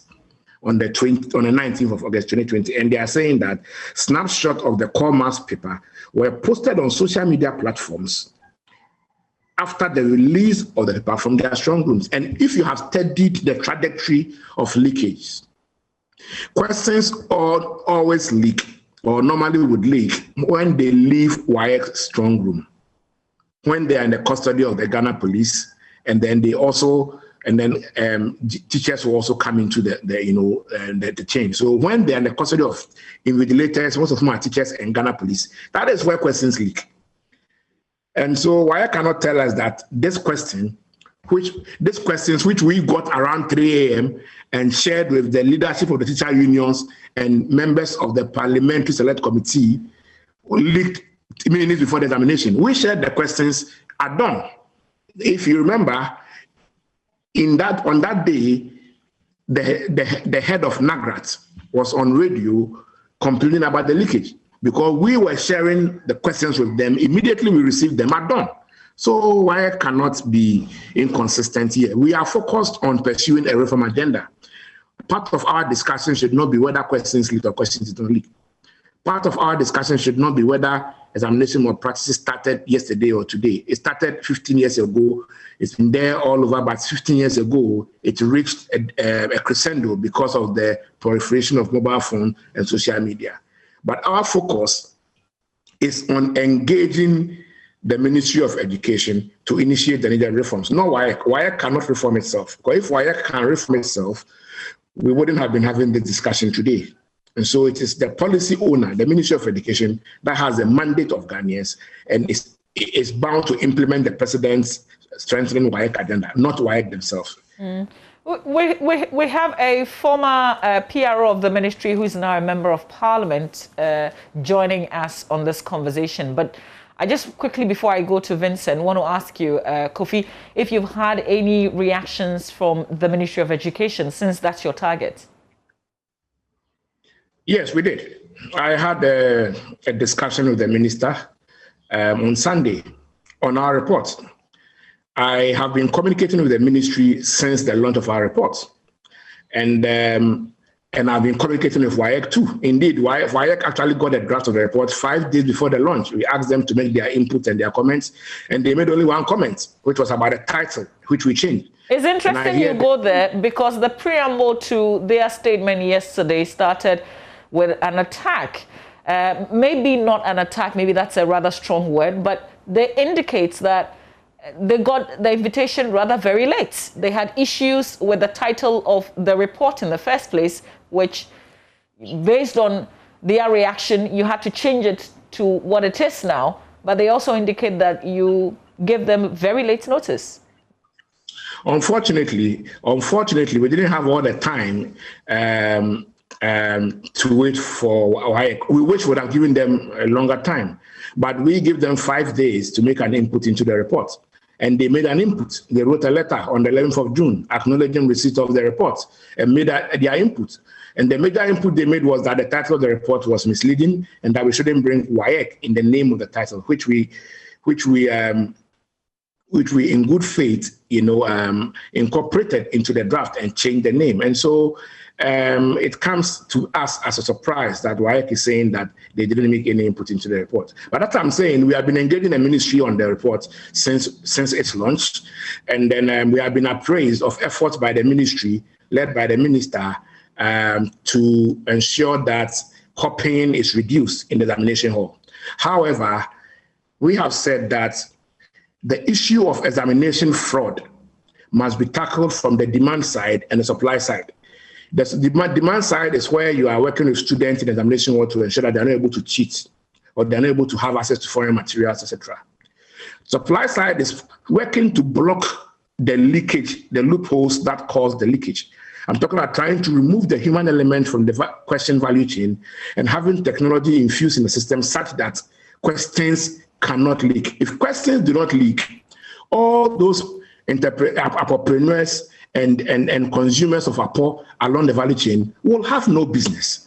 And so we did this report because we wanted to provide some information to the ministry to guide it in preferring policies that will rather target the source of leakages and not necessarily focus on the examination room issues, which WAEC has over the past 15 years been focusing on, but to no conclusive, outcome.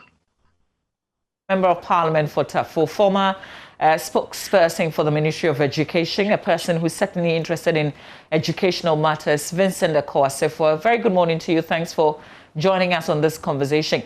I'm sure you've had time to appreciate Africa Education Watch's reports and then this reaction from WAEC. So quickly, your reaction. Let me say a very good morning to you and to your cherished viewers. First and foremost, let me state that you cannot put something on nothing. If you do that, it will collapse. Reforms in the education sector, largely, if you remember from 2017 to 2020, was one of the key focuses of the Ministry of Education. I have no doubt in my mind that having reforms at the WAEC level is also important. But as I earlier said, you cannot put something or nothing. I have taken my time to go through the releases and the commentaries from African Watch, and I can only term that as a fishing expedition where wild allegations are made without necessarily substantiating them. Why do I say this? For so long a time in this country, we've known and we've been hearing sometimes wild rumors about leakages of examination. I am not also saying, or I am not in any way saying that we've not been having such challenges as a country. Yes, we have. But asking for reforms based on allegations, for me, is not fair. All these things are coming on the backdrop of the release of the West African Examination Council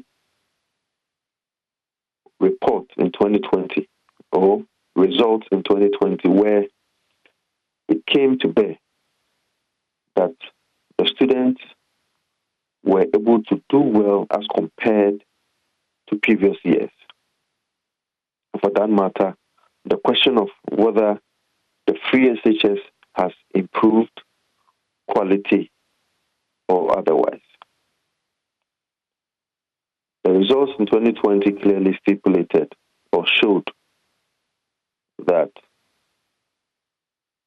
for the first time in the history of WASI,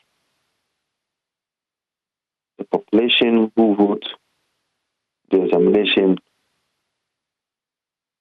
had over 50% of them passing core mathematics. Now, people who made commentaries on... Sorry, the title of the report by Africa Education Watch had no connection with free SHS. And it's an independent assessment of the conduct of the 2020 WASI by WAEC. So it's interesting that you connected to whether or not free SHS has been beneficial in that sense. I'm giving you a background as to what African Watch's commentaries has been ever since the release of the WASI result came. I have had time to listen to him on a number of occasions, and I'm giving you a background as to how this result actually came to be. Now, I am saying that restrictively, the 2020 WASI results that is almost becoming a reason for Africa Watch to say that we need to have reforms at the WAEC level because we had most of the examination questions late. And for that matter, going ahead to propose a certain technological advancements in the way that questions are set. That is the point that I made, that yes, it is important that these things are done, but you cannot put something on nothing. I would expect that Africa Watch would make these general recommendations without necessarily making those allegations whereby it dents the integrity and image of an institution that is having an international image, a global image, whereby everybody can attest to the fact that, at least in Africa, WAEC has been doing a job that is worthy of commendation. Vincent, that WAEC is not a state institution. And if an independent body has come up with a report, are you saying that it really doesn't matter what they put there because of the commentary by its members prior to the release of the report? It is not a question of putting out a report. It is a question of the validity and the substance of the report. If you listen to me well, I said you cannot put something on nothing. If you do that, it will collapse. I am of the opinion, and as a member of the Select Committee of Parliament of Education, that yes, reforms generally are important, but you seek or you do not seek to call for a reform and dent the integrity and image of an institution just on the basis or on the altar that you want to put something on nothing. All right, so let's have a discussion. Let me give Kofi an opportunity to react to what you've said. Kofi Asari? Well, it's difficult to have anyway. Well, let me just correct my good friend Vincent that it is not true that for the first time 50% of candidates had a pass in commerce. It is not true. Even in 2019, 65% of students passed commerce. And so you should check the results he's quoting and then come back with figures. It is difficult to continue the discussion with Vincent because obviously he hasn't read our report. He's insinuating, he's just making emotional statement to defend his tenure when he was at the ministry. He's only, effusing emotions this morning. He hasn't read the report. He's not made any factual claim here. And it is that difficult to pursue, to continue having the discussion with him. He's asking us to make recommendations without making findings. On the basis of which findings should the ACS threaten us to make the recommendations? We have made findings in our report. And one of our findings is that some of the questions leaked. And in our findings, we quote WAEC's own letter on the 19th of August, where they themselves admitted that questions have leaked. And you are sitting here saying that questions did not leak. I mean, how can we continue with this discussion, with this mindset? I'm sorry. The discussion we are having with the Honorable Member of Parliament is actually a disservice because he's actually not speaking to facts. And he's only, spewing emotions, which is not part of our objective. Our objective is to influence policy. If you read the report, you realize that the chronology of how examination of practices has gained, traction in our assessment system is outlined from as far back as 2010. He hasn't read the report. That's why he's sitting here saying that we are saying that WASI 2020 was when leakage happened, and then comparing WASI 2020. We are talking about WASI 2020 results. We are not talking about results here. You see, everything for Vincent is politics. I'm sorry, we don't aim to do politics here. If they themselves come out and politicize the results, the politicization of WASI results started with governments, political parties, politicians. They have politicized WASI results. So it's now difficult for any objective-minded organization to do advocacy around ensuring credible examinations because the outcome of examinations have successfully been politicized by politicians, including what he's just doing. There is no correlation between what we are discussing here and what's the results, and then as a free senior high school. But he woke up and then just delved into free senior high school.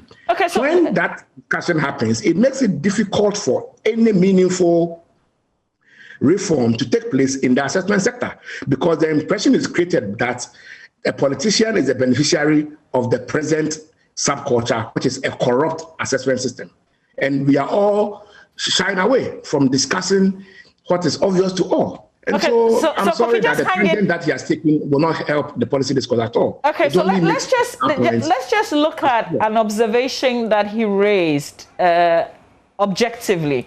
So he talks about Africa Education Watch making commentary on free senior high school education and quality. And that's a basis where he begins his analysis from.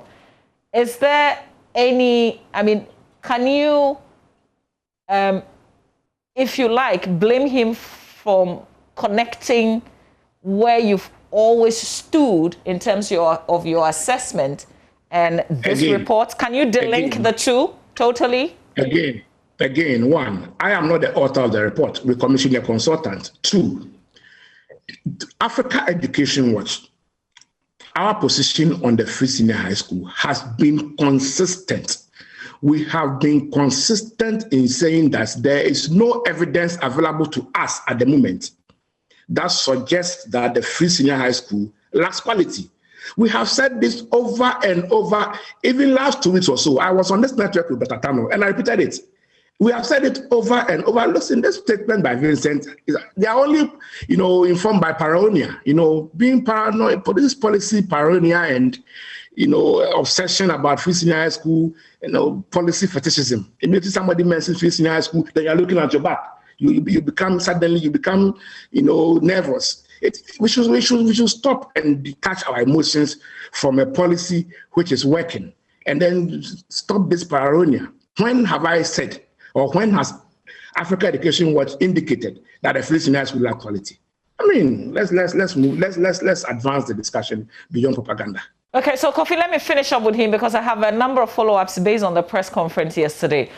Vincent, Kofi, has given you a reaction to the concerns that you raised there. Have you read the reports that they put out? I cannot answer, or I cannot blame for Kofi's inability to listen to what I said. I cannot also be blamed for his lack of accommodating dissenting opinions. And we all know Kofi. We've been in this country for so long. I don't know when Kofi all of a sudden gained a repository of knowledge where people cannot have dissenting opinions. I made a point that generally having reforms at the level of WAEC is important and is something that I subscribe to, especially as a member of the Education Committee. He did listen to that or he didn't. I cannot be blamed if he doesn't listen. I also said that the fact that we are calling for reforms doesn't mean that we should make wild allegations whereby you cannot put something on nothing. Did he listen to that or he didn't listen? I cannot be blamed for his lack of not listening to what I said. You were in this country when students, after writing the examination, went insulting the president, went around insulting the Minister of Education, insulting WAEC about questions that were given to them supposedly to be the questions that are supposed to be coming for the exams.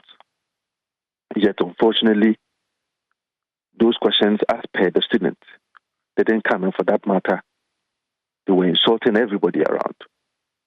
Weren't we in this country when we saw a young man openly insulting the President of the Republic for deceiving them about the supposed question that they thought that it would be coming, yet it didn't come? Haven't we been in this country when WAEC is now threatening to sue Africa Watch? Why is WAEC threatening to sue Africa Watch? Because its image has been dented by Africa Watch. Did he listen to me when I was saying all these things or he didn't? I cannot be blamed for his lack of understanding. So Vincent, do you care about the issues? Do you care about the issues raised in the report at all? It's not about reading his bogus report. It is about the fact that we are building a nation, an institution that has been in existence. Yes, an independent institution, an institution that is separate from the state, which is understood, but we should be watchful of the kind of reports that we release into the system that is geared towards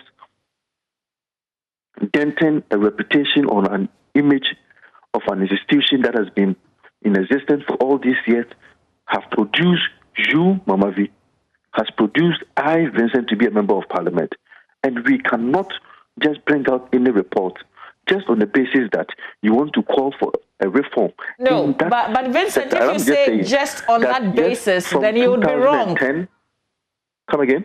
I said that if you say just on that basis of given recommendations of a reform, then you'll be wrong, because that's not what the basis upon which Africa Watch issued those reports. And no, Kofi has said that he said he has done that since 2010 to this time. Okay? Is that the case? Mama V, are you on the line? I am. I'm listening to you. Yes. You've done a report from 2010 to 2020. I'm asking the question, why is WAEC issuing a threat to sue Africa Education Watch? It is on that basis that I am saying, and I have every right to have an opinion on that,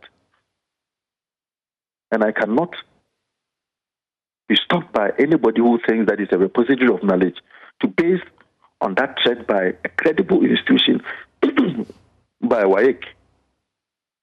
So, I want Africa Watch on its inability to bring out a report that should reflect the current existence or the current situation that we have in this country. So I'm saying, let's not miss the point. The point that I'm saying is that, yes, it is important that we should have reforms, because over the years, I remember even the time that WASI started, at the time that Osafo Mafo and the others were in office, we had to cancel examination because examination papers had leaked and all that. This is tried knowledge that we all know. So we should have the discussion in such a way that the institution that has been credible, the institution that has been producing you and I, we do not necessarily dent the reputation of that institution just on the basis that we are calling for a reform. That is my point, and Kofi Asare should listen. All right, Vincent, we'll have to leave it here. Thank you very much for joining us. Kofi, I wanted to ask you a few follow-ups, and from the press conference that had happened, and Vincent also mentioned a bit about WAEC taking you on for the alleged misrepresentation of facts. Well, I had wanted Vincent to answer this simple question first. When he was the PR director at the Ministry of Education in August 2020, when the contact details of 1,520 examiners were leaked from WAEC's headquarters, what did he, Vincent, do? Since he seems too concerned about the quality and credibility of our assessment system, what did he do? I want him to answer this question before I proceed. I'm not sure he's with us. Is Vincent with us? Because he's not with us. Okay, all right. If any time you get him, ask him why the ministry never issued even a statement on that matter. Every stakeholder in this country spoke against that particular unfortunate event. There was no statement by the ministry, and for that matter, Vincent, because he's the one who signs the statement. And so Vincent obviously. I'm really surprised about what he's talking about. Anyway, let's focus on the issues in the report. So far as we are concerned, all our findings, none of our findings have been disputed by WAEC. Our findings included one, invigilators, teachers used as invigilators normally are in a position of a conflict of interest because they want to see their students pass. And that was not disputed by WAEC. That's why we recommended that WAEC should desist from using teachers as invigilators, because majority of the corporates in the examination malpractice value chain who are always dealt with by the law are teachers. And so we cannot pretend that having them as invigilators is not one of the problem. It is part. And indeed, yesterday, Agnes also addressed that. She said, they've tried to not let teachers who teach specific subjects invigilate those papers, but of course, it's a human institution. The schools largely adhere to that, but there will be some bad nuts in there. No, they shouldn't use teachers at all, because teachers have a common interest. We have a league of WASI schools, where schools are ranked by their performance. And then the Ministry of Education would award them. So there's some competition, which is good. It is not about someone who passes only maths. It's about the number of students passing all 6 subjects from A1 to C6. So every teacher will have the solidarity to ensure that all the subject of the other teachers pass. So that is actually consistent with the British standards of examining authorities, which WAEC itself claims to be a standard. It is not our imagination. Okay. Sorry, Kofi, Vincent just reconnected and he was listening, so he wants to answer the question that you raised. And then when we come back, because I don't have time, your reaction to the threats of a possible court action. Vincent, welcome back. And I guess you want to answer the question that he posed? Mamazi, the question that Kofi is asking goes ahead to corroborate the point that I'm making, that we should generally call for reforms at the WAEC level, not necessarily seeking to dent a reputation before you call for a reform.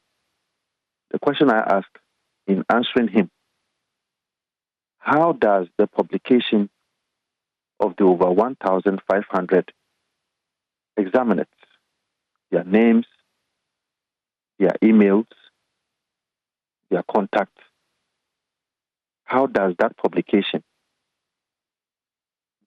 dents or attacks the credibility of an examination process? I ask this because if I schooled in St. Hubert's Seminary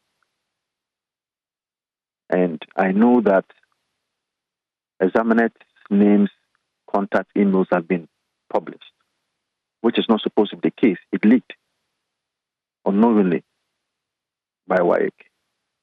How will I, as a student, know the particular examiner who would be marking my exams? And for that matter, we think that the credibility of the examination process has been attacked. I am not also pontificating or making it right what has been a wrong thing unknowingly done by WAEC.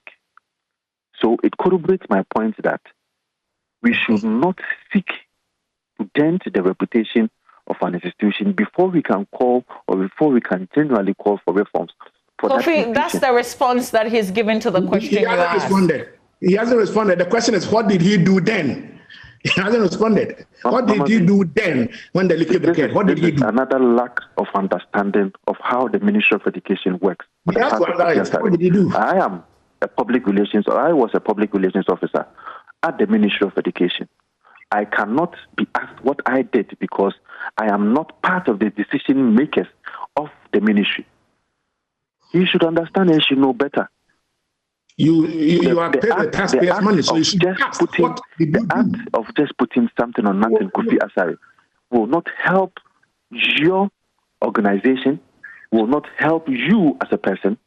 It is right, or it is better that we call for a proper discussion on some of the things that have been happening in our education system, and we will support you. Vincent, we'll have to leave it here because of time. Kofi, just real quick, your reaction to the fact that WAEC is likely to take you on because of this report? Okay, let me indicate that our focus is to influence policy to improve the assessment system. We acknowledge that in Ghana, it is a taboo to have difficult discussions about pressing problems, because most times we feel shy to talk about them. But we are prepared to have difficult discussions about such challenges and confront the issues today instead of deferring it for the future. And that is why we knew what we were entering, 7 months after commissioning this particular report. WAEC taking us to court, it's unfortunate because we have been guided by the public's interest in all our dealings, and we have also engaged WAEC during the process. But be that as may, if they still feel that they have been slighted, bruised, or they feel injured by any aspect of our publication, and that the law court is the best forum for them, they have every right to do so. That is not to say that we are not standing by everything we are saying in the report. We stand by every finding in the report. And WAEC taking us to court is nothing new. We took WAEC to court last year, August. We've been in court since last year, August, when they released when they released the names and contacts of their examiners. And so being in court with WAEC is nothing new. But we want the focus of our report, to be on supporting the ministry to implement the recommendations so that we will be having a different discussion tomorrow and not the same discussion tomorrow. Thankfully, the ministry is listening to you, so we'll see how that goes. Kofi Asare is Executive Director, African Education Watch. Vincent Ekosefo, Member of Parliament for Old Tafo, former spokesperson of the Ministry of Education, and he's also a member of the Select Committee on Education in Parliament. He also joined this conversation. We have another conversation on COVID-19. The new variant, the Delta strain, and the effectiveness or otherwise of the jabs that some of us have already taken and what we are looking forward to also purchasing. That's coming up. We have Professor John Japong, Vice Chancellor of the University of Health and Allied Sciences. There you are, sir. Good morning. Thank you for joining us. Benjamin Akapo is going to be taking over this conversation, so you've got to stay with us. This is still the AM Show.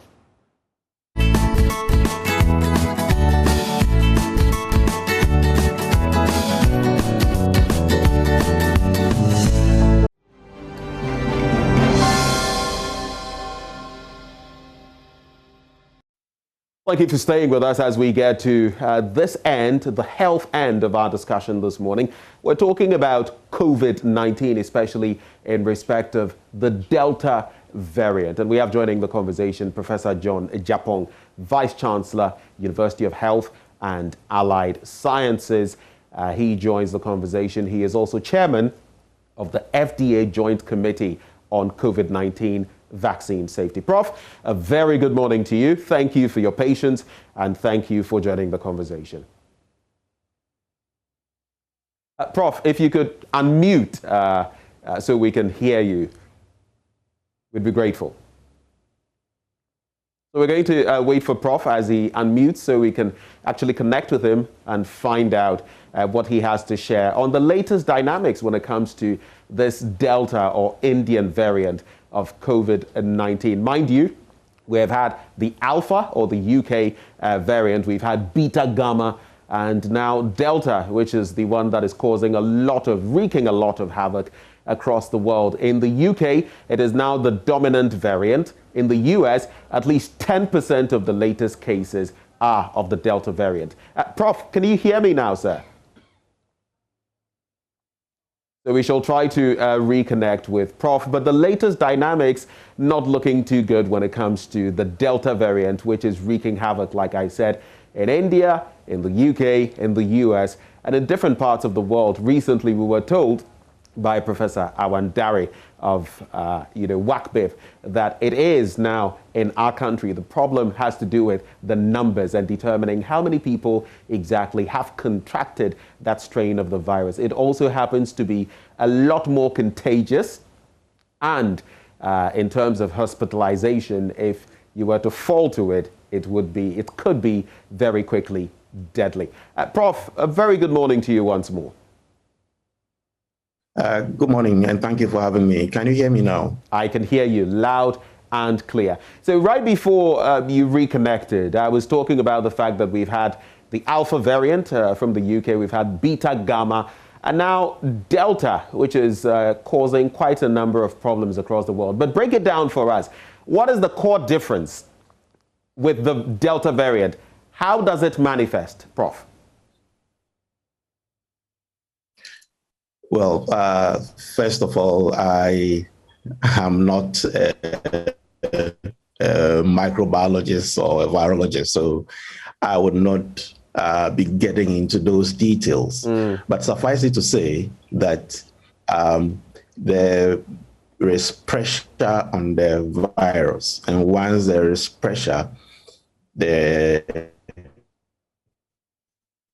occurs some form of changes, because the virus also needs the numbering alpha, beta, gamma, and delta basically shows the new strains that are coming up. So we had the alpha, which I think was in the UK, and then the beta, which was the so-called South African variant, variant, and then now the Delta from India. And even yesterday I heard about the Delta Plus, which is a newer variant of what is happening in India.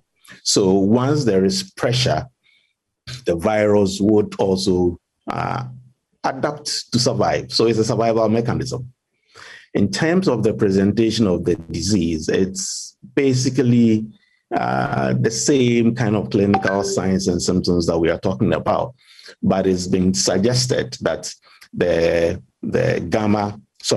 Delta is a little more transmissible. So the rate at which it infects people is much higher than the earlier strains. So you may not be an immunologist, Prof, but... Can you hear me? Yes, I can hear you. Can you hear me? Can you hear me, Prof? Yes, I can hear you. Yeah. Great, great. Now, you may not be an immunologist, but I can hear you. Right.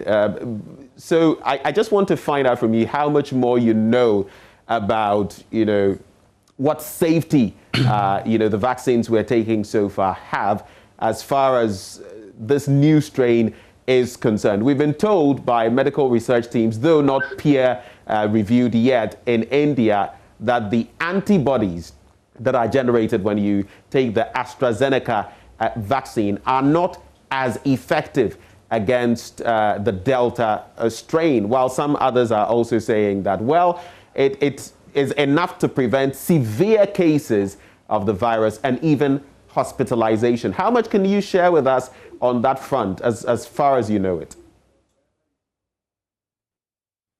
Well, I think the most comprehensive data that is available is from Public Health England, which published some results from some studies they've been doing last week.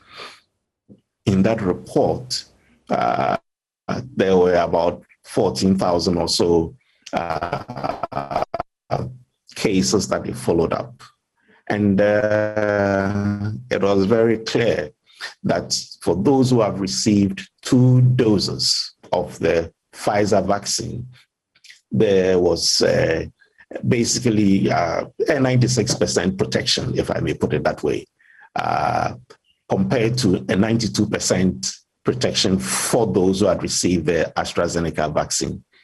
And by public health standards, these are very excellent results. So I am not sure why there is this furor around about.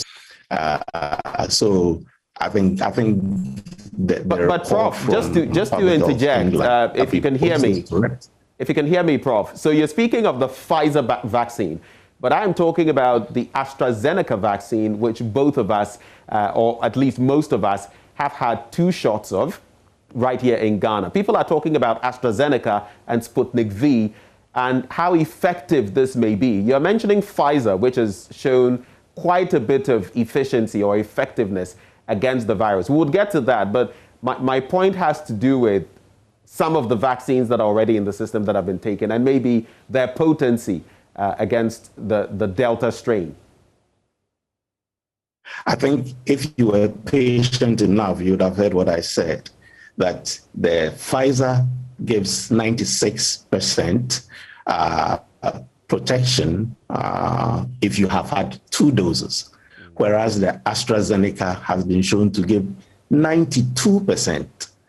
96 and 92% protection from any immunization program is very excellent by public health standards.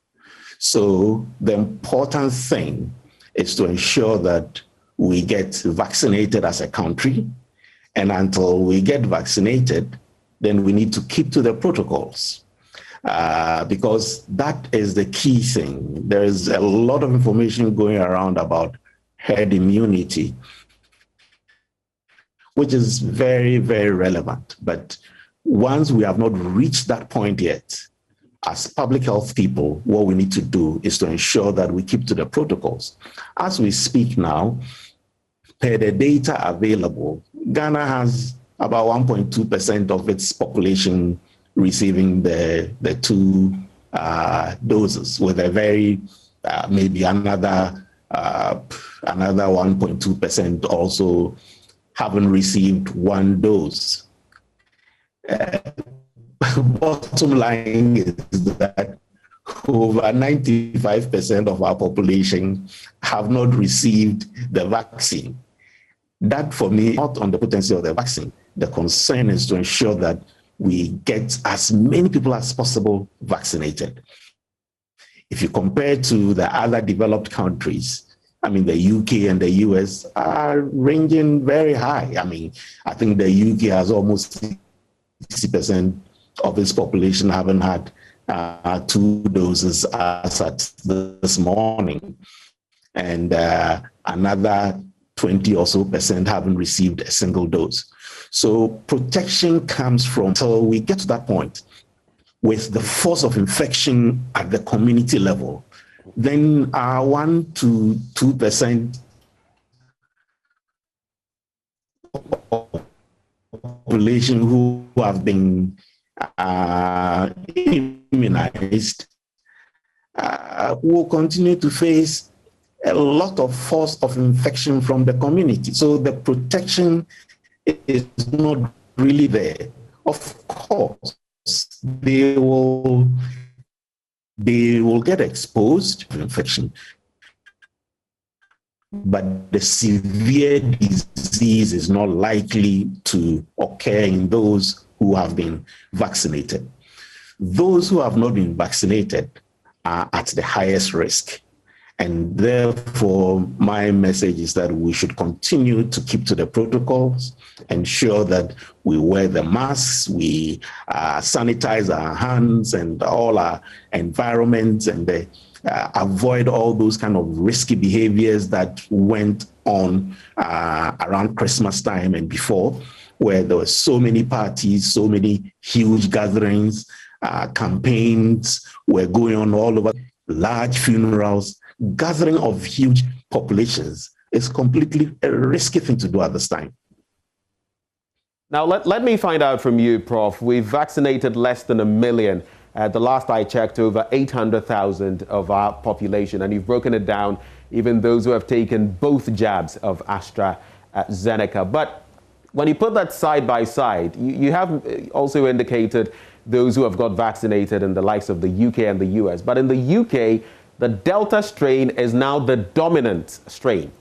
In the US, 10% of new cases are on the back of the Delta strain. So how effective would you say our vaccination drive so far would be in some measure to mitigate or contain the situation? I want to re-emphasize that it is not the vaccine you receive per se, because for now, the vaccines that are on the market have all been shown to have some level of potency. And if our public health interventions were effective and was enough vaccines around the world, we wouldn't be having any problems with very skewed distribution of the vaccines, such that the haves have it all and the have-nots have almost nothing. And that, for me, is the problem. So whichever strain it is, another strain, and it will get another name, and may become the dominant strain in the protection. One of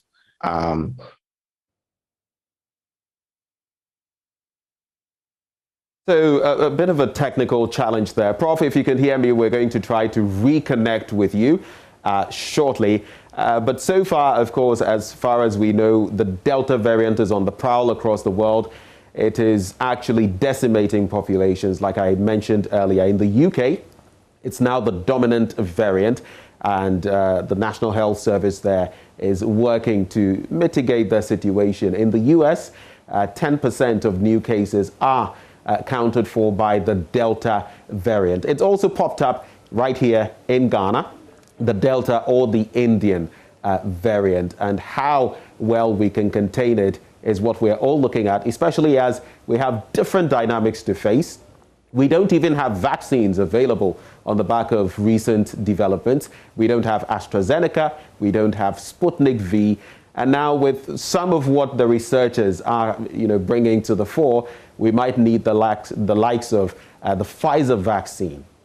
If that be the case, and when Prof reconnects with us, I would want to find out from him what's the real scenario, how things could play out when it comes to acquiring the Pfizer vaccine, in case there is some redundancy when it comes to the AstraZeneca vaccine that all of us have taken. So we'll try to reconnect and get some concerns. Prof, welcome back. Thank you for joining us again. Hello, can you hear me now? I can hear you. Right. I heard your last bit. I think it is not an issue of acquiring a new kind of vaccine. And I think we need to get this very clear. It is not the 96% versus the 92%, which is the most important thing. Talking about acquiring this Pfizer vaccine, even the cold chain system to vaccine does not exist in our country. Pfizer vaccines have to be kept at an ultra low temperature of minus 80 degrees. We do not have that kind of infrastructure. Of course, if some of that should arrive in this country, probably it could be used in some big cities and teaching hospitals where there is backup services. The important thing is having enough vaccine, whichever type of vaccine it is, to vaccinate the population to achieve what we've been referring to as the herd immunity. Beyond that, we need to keep to the protocols to ensure that we are protected. As to the... Hello, Prof. Are you still with us? Variants arriving in this state in some years. I'm sorry, this interview is not going too well. Is it better now? Yes, please go ahead. Yes. So the virus has been detected in samples that were taken at the airport, which means that... So Prof, with all apologies, this is what we're going to do. The Zoom connection doesn't seem to be too good, so we're going to reconnect with you, if you can hear me, via the phone lines. I suppose that should be better where you are. So we're going to try to do that shortly. Professor, explaining to us a short while ago about the realities of acquiring the Pfizer vaccine. That's something I was actually going to get into with him when it comes to storage, when it even comes to cost of that vaccine. But he's already started on that front. When he returns, we'll also talk about the other side of the question I posed when it comes to AstraZeneca. Yes, indeed, some have given it, effectiveness or potency of 92%, but not all. That is not across the board. And there are others who also say that even in respect of the AstraZeneca vaccine, when it comes to potency against the Delta, that potency level or effectiveness is reduced by even more, and that it may be effective when it comes to serious cases and hospitalization, but generally for those who may not even have got the vaccine, that could pose quite a threat. As and when Prof connects with us, we shall get into some of those. Prof, welcome back. So just a quick point I wanted to make on the back of some of what you've been saying. The potency level of AstraZeneca, 92%, well, there are some other reports that don't give it that high a potency. And especially on the back, the relevant bit here is that when it comes to the Delta variant, the effectiveness is not the same. I've read reports that put it at 70-something%. And some say that in serious cases and in cases of hospitalization, then it might, play a purpose. But in other cases, especially for people who have not been vaccinated at all, it may not be that helpful. So what exactly are the dynamics that you can share with us on the back of that? I think there is a lot of reports out there which are being misread or misrepresented. The 70% that you refer to, as far as I know, is for the single dose. But we are talking about a double dose. So if you have a single dose, like I have had, and I haven't had opportunity to get the second dose, then my level of protection is much lower compared to you who have had the two doses. So I think we need to interpret the data that we see out there very cautious. I think as far as the vaccines are concerned, what is on the market for now, which has been given emergency use authorization by the World Health Organization, are all working within the same or relatively statistically insignificant range. And if you are managing a public health system, the important thing is to get the vaccine that you can deploy effectively. So, I raised the issue of a cold chain for the ultra low temperature kind of vaccines that you're referring to. I don't think personally, from data that I have seen, that getting the Pfizer vaccine is going to make any change whatsoever in our public health system here. The important thing is to have enough vaccines, which have all been tested to have the potency that we are looking at. And in public health delivery of our intervention, once you have a product that is beyond 80% or so potency, you are good to go. Then the important thing is to ensure that you have a good delivery system to ensure that as many of your population, as many of your inhabitants receive the vaccine. So the focus should be on acquiring the vaccine and delivering it effectively. I don't think we should spend time and energy on changing course on which vaccine to go for. Of course, if there is a donation of the Pfizer vaccine, we should receive it and deliver it through systems where you can have an ultra low temperature to be able to deliver the vaccine. Right. Now, Prof, you're a member of the FDA Joint Committee on COVID-19 vaccine safety. What else would you say, as a member of that committee, that we ought to be doing, especially from the safety end, to ensure that we can weather the storm as far as Delta has hit? You have served with that committee. What can you share? Oh, okay, right. I think we need to clarify a few things. The FDA runs on technical advice, and they have a couple of committees which advise them on what to do. My original job in FDA, if it is anything of a job, is to chair the clinical trial committee, where we review and approve all clinical trials that are done in the country. There are committees also that look at vaccines, drugs, and even food products and things like that.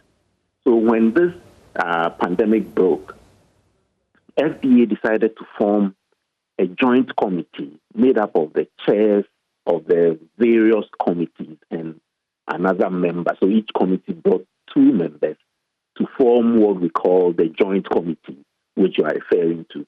And what we do is to assess a couple of things. We look at AEFIs. AEFIs are acute effects, adverse events following immunization. And if there are any reported deaths, we do what we call the causality assessment. So we want to assess whether the death that has been reported could be attributed to the vaccine, and also to try and see if there are any adverse events of importance that we need to look at. and raise the red flags so that we are able to avert any unforeseen things. So that is what we do on that committee. So all the AEFIs that have been reported through the FDA portals and through interviews and all that are compiled and assessed, and we meet every other week to assess these things. So as far as the Delta strain is concerned, we are not looking specifically at Delta strain or Gamma strain or Beta strain or whatever. But it is important for us to note that once the Delta strain has been detected at the airport, it is only a matter of time that we may find it in our community. And if it gets into our community, and given the experience from other countries, how it's been ravaging all over the place, we need to alert our public health system to ensure that the protocols are maintained. Because it is the same thing, whether it is Delta, Gamma, Beta, or Alpha. It is nothing else that we can do except to ensure that the protocols are enforced. Okay. And I want to emphasize this because even in a country where less than 2% of our population have been vaccinated, that is our best bet. In fact, that is our only bet that we have. You know, in the UK and other places where they have vaccinated a much, much bigger percentage of their population, the force of infection is much lower. And even that place, they are having challenges with the Delta strain. So can you imagine what would happen if the Delta strain were to get into our community and begin to spread? It will spread like wildfire. So we need to, reinforce our surveillance system, particularly at the airport, and then also at the community level to ensure that if there are any cases that have come into the community, we use our surveillance system to identify and put in place the appropriate public health measures to avert any wild spread that has happened in other countries. Prof, thank you so much for joining us for the conversation. We're very grateful for your time. That is Professor John Japong, Vice-Chancellor, University for Health and Allied Sciences, Chairman of the FDA Joint Committee on the COVID-19 Vaccine Safety. We'll take a breather. When we come back, we wrap the AM show.